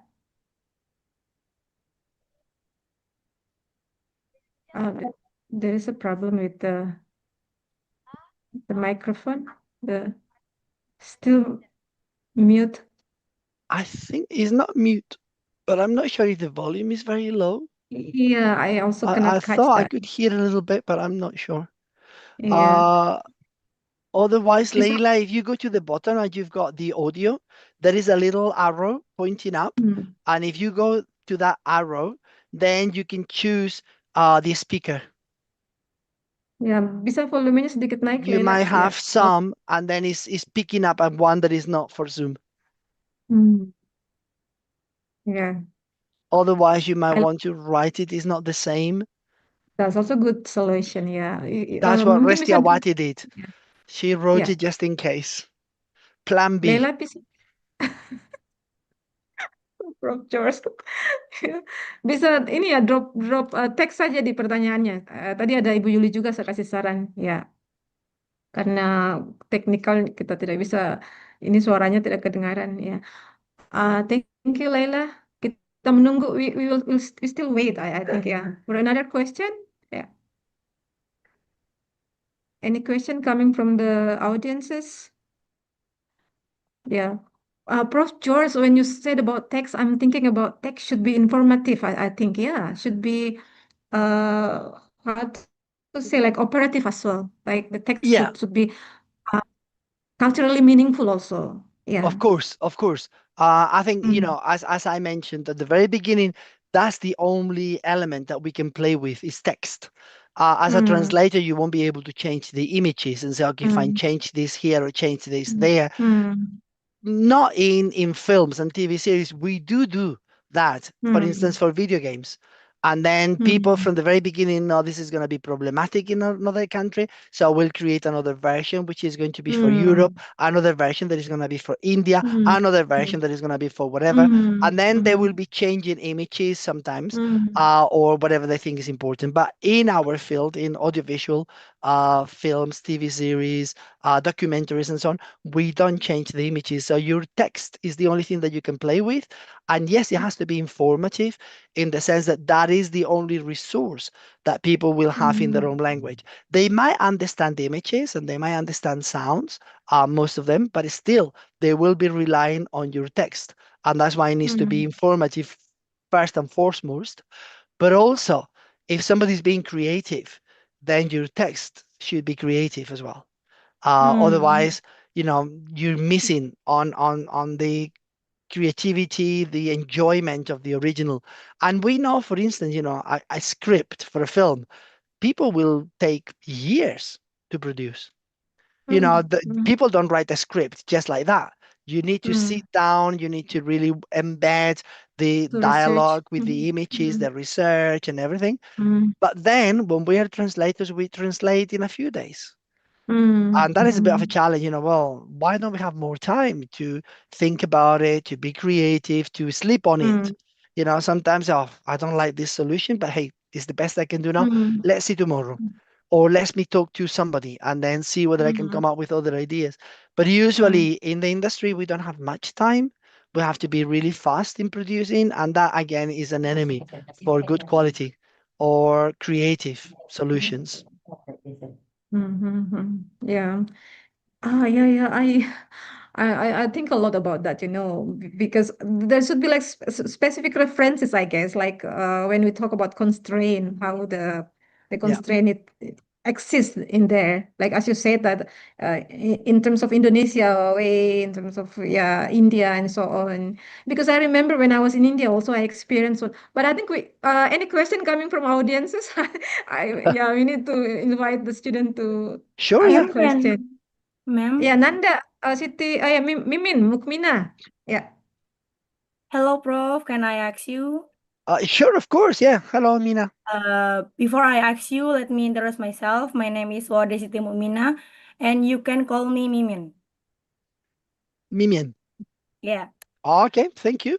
Okay. My question: how can the use of subtitles serve not only as a comprehension aid, but also as an active foreign language learning strategy for people who truly want to learn English? And what are your thoughts on why young people still choose to watch with subtitle, even though they are linguistically stable or of understanding the language without the aid of the subtitles?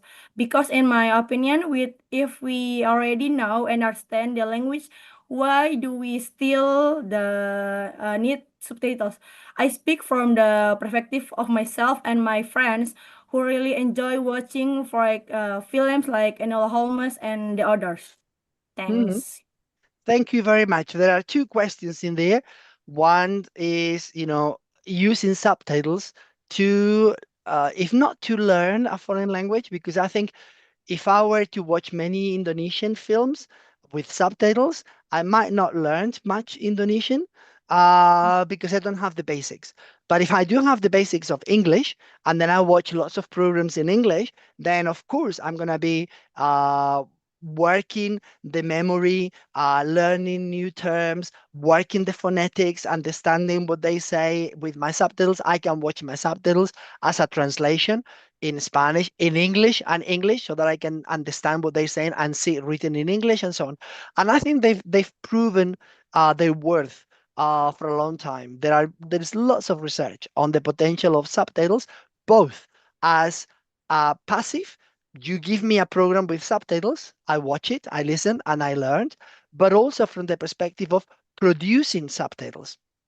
As a student, is more fun to just sit down with a subtitling program, with a video, listening to the video, and writing your subtitles, and listening and writing.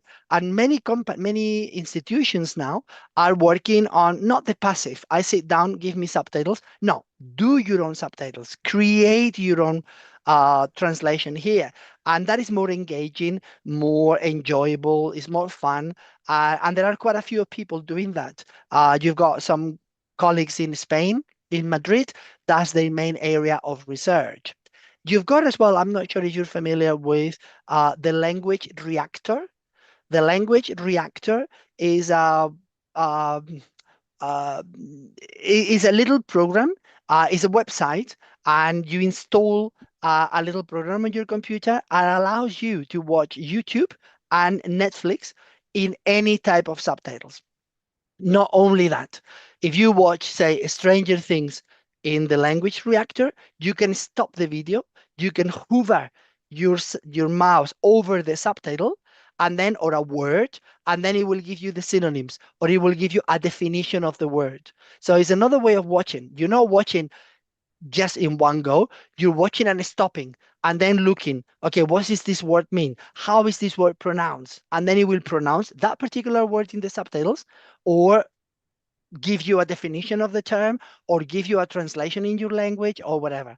So it's again a decision on purpose to use audiovisual productions to learn language.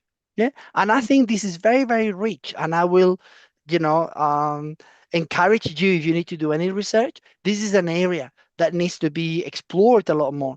I think language learning foreign language learning, some of the methods can be a little bit archaic, a little bit old. And I think with all the new technology, we should be embracing what the new technology allows me to do to really engage people and make them work with audiovisual productions.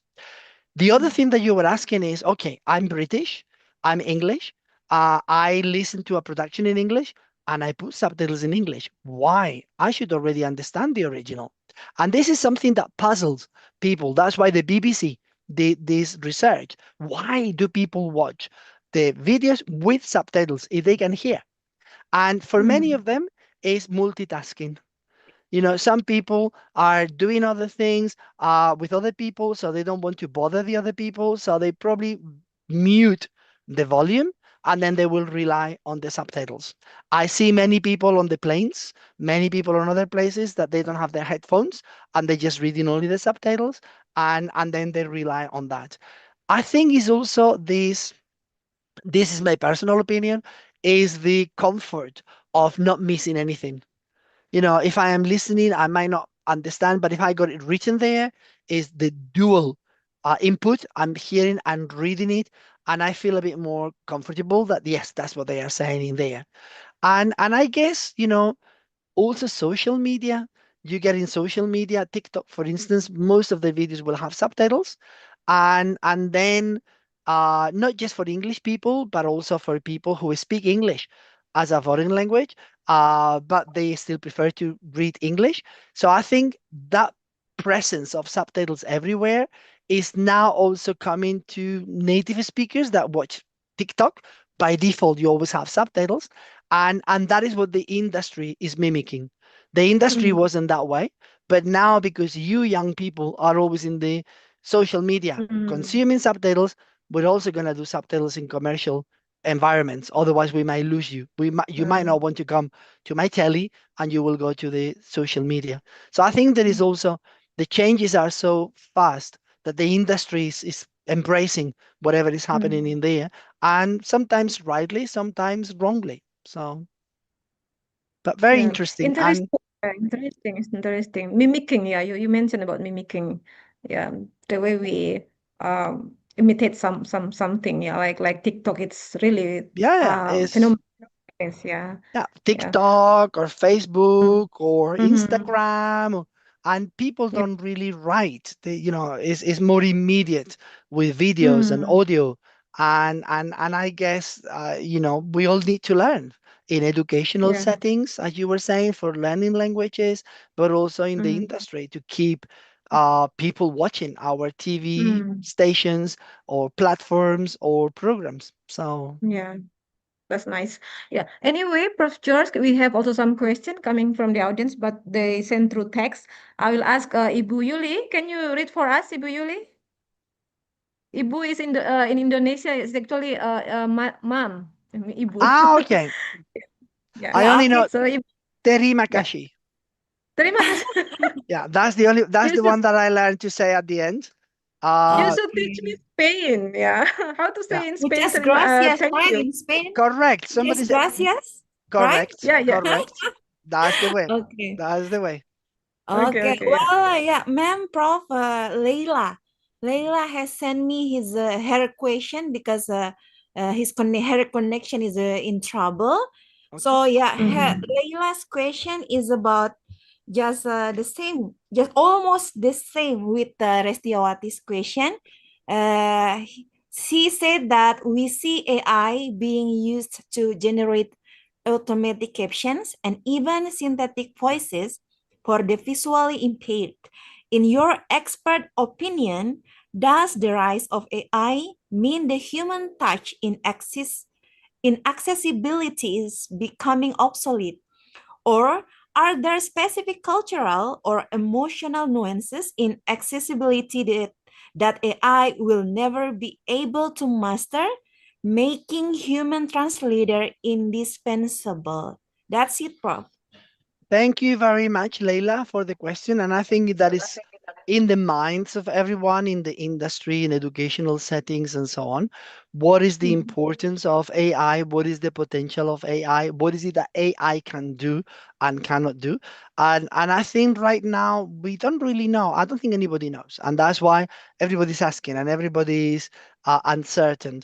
Uh, and I, in my opinion, many companies oversell themselves. They are telling us that they are doing lots of things when in reality they're probably not doing so much in that field. But it's a way of selling their products. If I tell you that I'm going to do something that is not really meaningful, or that is something that is not very attractive, then you're not going to give me money to continue doing my research and doing more analysis and so on. So I will tell you that I'm doing all these things and marvelous things and blah, blah.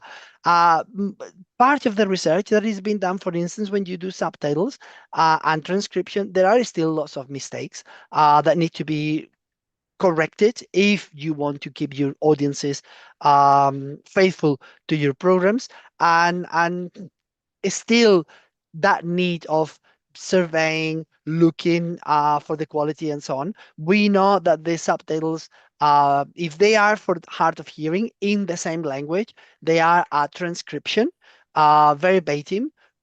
Literally everything you say is reflected at the bottom of the screen, but we know that deaf people won't have the opportunity to read all the information. It's too fast. They don't have the time.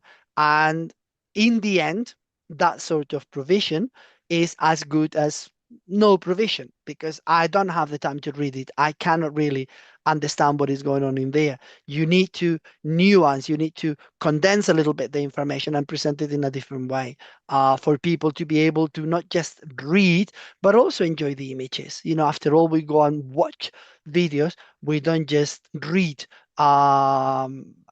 videos and films. So you need to make sure that the time is divided in a way that everybody can enjoy there.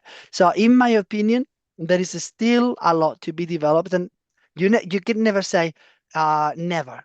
God knows what artificial intelligence might be doing in 50 years, or maybe the humans will be so antagonistic to artificial intelligence that there will be a backlash, and then people will be doing things in a different manner. I don't know. What I do know now is that companies are not risking it on artificial intelligence, and they're still employing people to revise, to make sure that the information, the translations are correct. And that is the way that they still assume is imperative if quality needs to be maintained. Excellent, Prof. Excellent. I feel like mind blowing, actually, to listen to your explanation. Yeah, it's really, oh God, yeah. And I think it's time is not really enough for us to I listen to know. your, I know the yeah. topic, is one of those topics everybody knows something because we're all watching videos. So other topics you might not know about the topic, and you might think, well, I cannot relate. It's interesting. It's a book from the 12th century. Interesting, but I cannot relate. But audiovisual, we all are exposed to dubbing, to subtitling, to accessibility, and we all have something to say, which is always very nice and interesting as well in itself. Yeah, something really new from your explanation, to be very honest, because my field to research is about social realism actually, and then for me this is really something new. I just what to say, like beyond words. I thought that you told me about you told us about something I need to explore also about Yeah, audiovisual from your explanation, because I remember also something you can capitalize from that. Yeah, it's always totally. like that. And I think, Yeah. I don't know Indonesia very well. As I mentioned to you, I've never been to the country. Mm-hmm. But I have been liaising with colleagues from the Translators Association in the first instance, then through Netflix and so on. And there is still a lot that needs to be researched and a lot that needs to be discussed. And I will encourage, people listening to me Yeah. today are the ones that, will have to do projects or essays or things. So this is an area that is very productive. Don't let yourself just copy whatever they are doing in other countries, because the BBC does this or that's that. That is what they do for their own country. You might need to do something different. You may need to go to your audiences. You may need to understand what is going on in there. and it's from there that you can really improve. And as far as I know, virtually nothing has been written on the topic.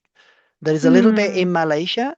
One of my colleagues in Malaysia, she's been working on this, but not really in Indonesian. So I think the field is really, really new. How do you learn Indonesian or English with Indonesian subtitles or with English subtitles? And how do people improve? Do they really improve? Can you measure the improvement and so on? So all those areas are virgin. They are just open for any research and inquiry. Yeah, we have question. Rifka want to ask question? Yeah, Rifka, carry on, Rifka. I hope you still have time. Ibu Yuli, can you also remind us, or in case I, yeah, Don't worry, since I have time. I left myself. I thought it was 9 Ye- o'clock, so until 10, yeah, 10:30. No the only problem. thing is the time to pray in Indonesia actually, Prof. I know, and I Yeah, apologize. I didn't, I don't yeah, understand it's why a I didn't see the timing, but it's a Maghrib prayer of coming. Yeah, course, and that's I why. know you've got the fast as well. So Yeah. yeah, I appreciate that you gave me the opportunity to talk here, but yeah, I understand the constraints. Yeah, yeah. Okay, Rifka, just carry on. I think okay. Perhaps there is problem with her audio, ma'am. Okay, Okay, there's we a do yeah. have Nanda Sari. Sari wrote first, I think. Yeah, maybe I'm personally very interested in audiovisual translation, especially after discovering that it offers a strong career prospects and the possibility to work from anywhere. And that's correct, Sari. Usually you can do your translations from anywhere. We work in the cloud. So we have programs that are cloud-based and you can be anywhere in the world. Do your translation, not just in Indonesia. You can be in London and doing Indonesian subtitles if you wanted to. What key skills should someone develop to become a professional audiovisual translator? Blah blah blah. So there are it really depends. We talk about audiovisual translation as an umbrella term, but actually dubbing is very different to subtitle. Subtitles, you have to condense the information, you have to write it down. Dubbing, and I know you're doing in Indonesian, you're doing more and more dubbing. Traditionally, you are a subtitling country, but some companies like Netflix, they are producing a lot more dubbing, and that's the project that I was doing with them. So this idea that you need to be natural, you need to speak in a way that is like people will speak on the streets, which is not the way you write your subtitles. So they are different skills. So if you're interested in subtitling, condensation, you need to be able to condense information. You need to be creative. In this condensation, keeping humor, keeping cultural references, keeping ambiguity, keeping naturalness, because we don't want to read the stilted text. If the people are, I don't know, thieves in the video, and then you read their subtitles as if they were lawyers. It's about, really? Is that the way they talk? So you need to be creative in that way, this naturalness as well. If you are doing dubbing, then you're going to be looking at other things. Lip syncing is very important. So you're looking at how you move your mouth, how do you pronounce it? Does it fit in? Does it sound natural? So it's other skills in there. If you're doing access for people with disabilities, audio description, you need to be paying attention to detail. You need to describe images, which is different. You need to be expansive, whereas in subtitling, you are reductionist. So there are different skills.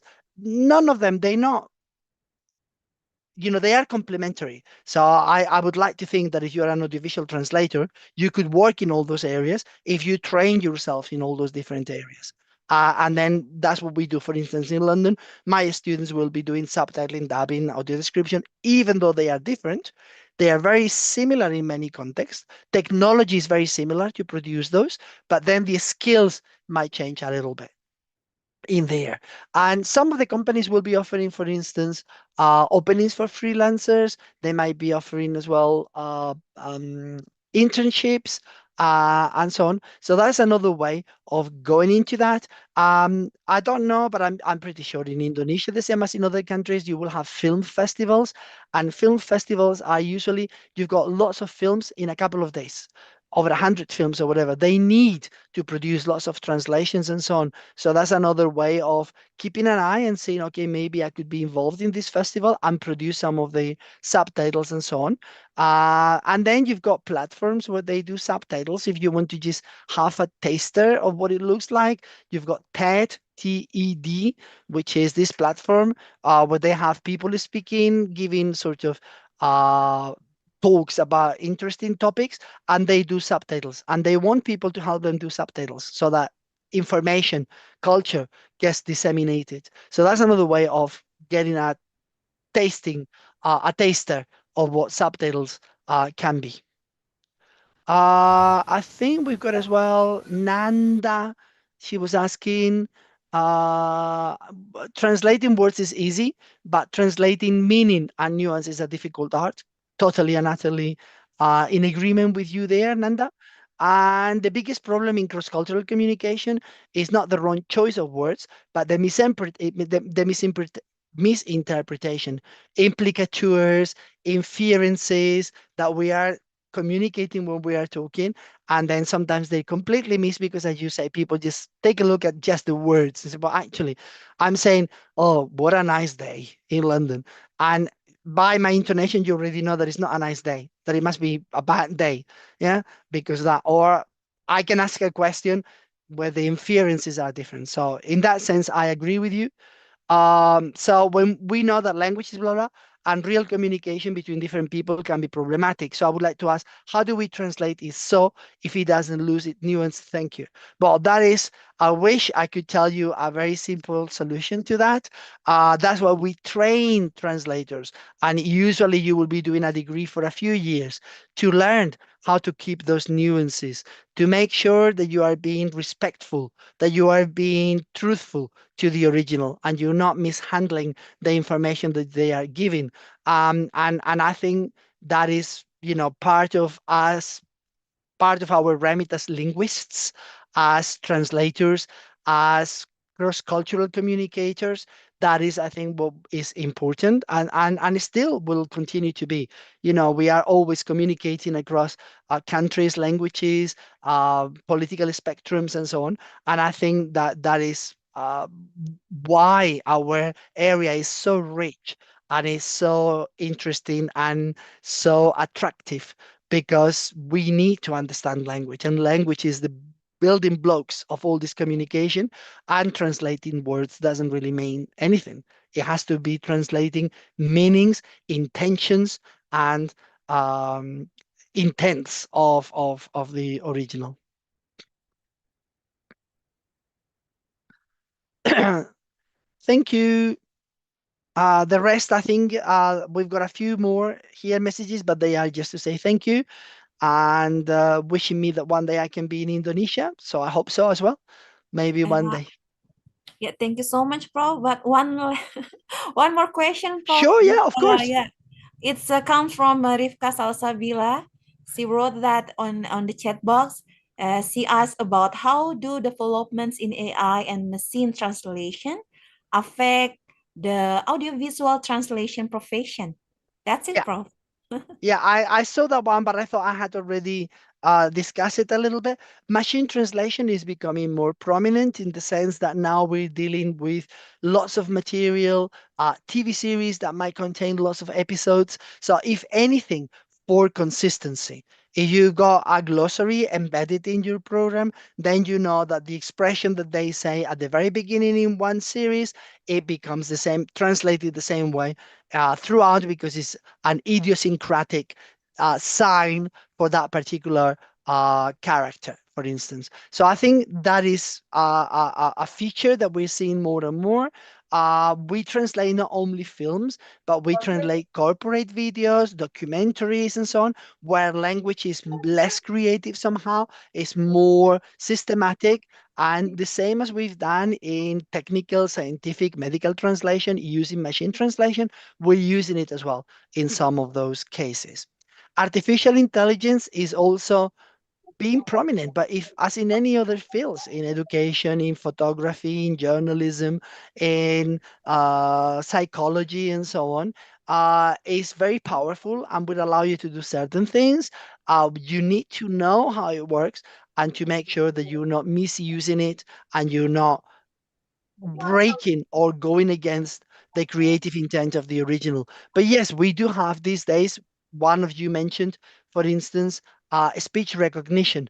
I can recognize the voice. I can create with synthetic voices other voices that sound the same.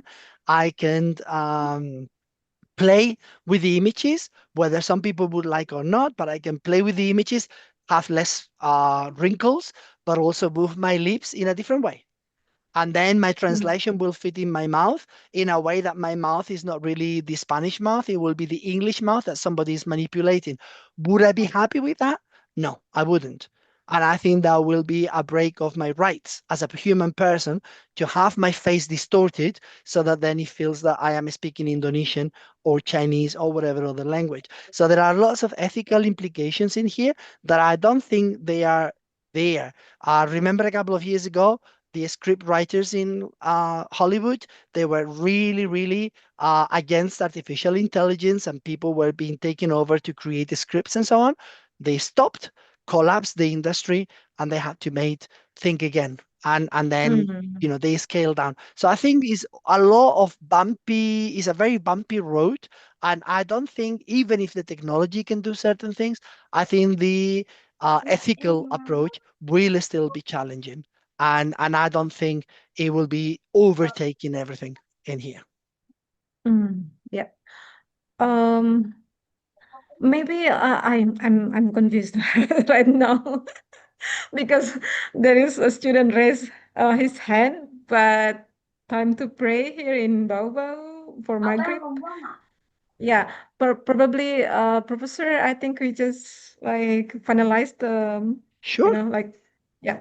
Can you just say something like any speech kind of that, like to motivate the student to study English or anything? Well, well, first thing that I would like to say is terima kasih for having Terima kasih. invited Yeah. me. I'm really pleased to be here, and it's always lovely to mingle with people from other countries. I can see your enthusiasm, your way, your enjoyment with discussion, asking questions here and there, and I think that is really what we are looking for in newcomers to the industries, people with interest, people with curiosity, people that want to learn and do things in new ways as well, and being creative. So I think I will just you know send you all my energy from London to continue working in this field.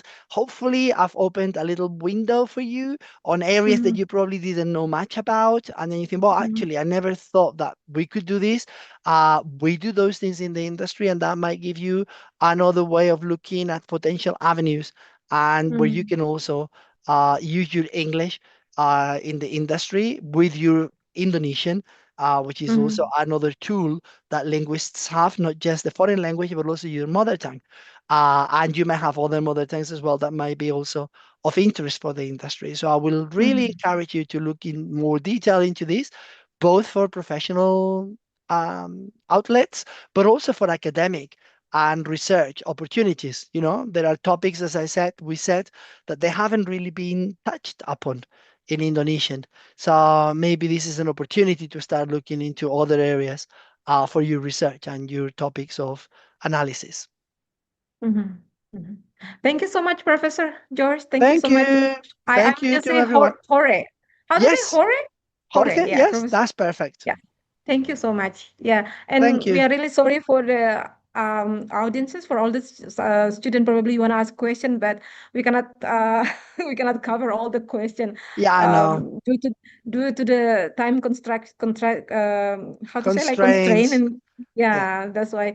So Ibu Yuli, can you just handle it? This is MC, our Okay. MC. Thank you Yeah, so yeah. much. Yeah, okay.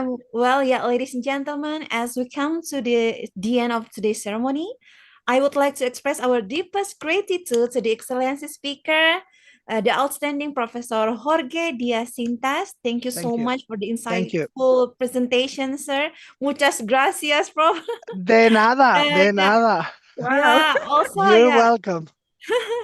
Thanks a lot to our beautiful moderator for guiding today's discussion Thank so you. You're effectively. welcome. And to all participants for your enthusiasm joining this webinar. May the knowledge we have shared today inspire the future collaboration, broaden our perspective, and bring meaningful benefits to all of us.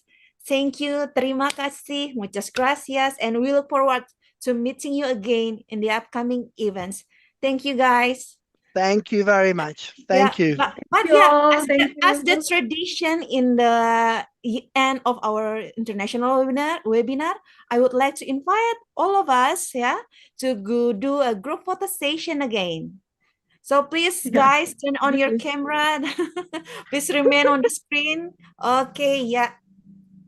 Wait. Okay, Excellent. please. All right, everyone, please try this. Now is this one? Please, Okay. please try this. This is small love, and then yeah. medium Okay. love, and That's a small love. and this big Okay. love. Okay, I'll do 3, a big 2, one. 1. Yeah, Okay, this yes. one. Okay, okay. Next. Maybe this one again. Or maybe Which one? This one. This is images. Oh yeah, okay. Yeah. I 3, didn't know the 2, symbol. 1. Everyone, smile. 3, 2, 1. Yes, give your best smile, everyone. 3, 2, 1. Yes. Thank you so much. Bye. Thank you. Nice Thank you, day. everyone. Thank you. Happy Thank Ramadan. you. Bye. Jorge. Thank you, Prof. Jorge. Thanks a lot. Thanks a My lot. pleasure. My Nice to pleasure. have you. Having you is a great thing. Yeah. Thank you. Thank you. Yes. Thank you, Jorge. Bye, To everyone. Bye, everyone. Bye, Love you all. Bye. Love you all. Yeah, bye, London. Bye. Thanks.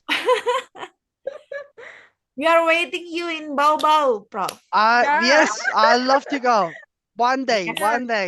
Yes, Inshallah. make it through, Prof. Inshallah. Yeah. Yeah, bye, everyone. Bye. Bye, ma'am. Happy Ramadan. Bye. Bye, everyone. Assalamualaikum. Thank you so much. Thanks a lot.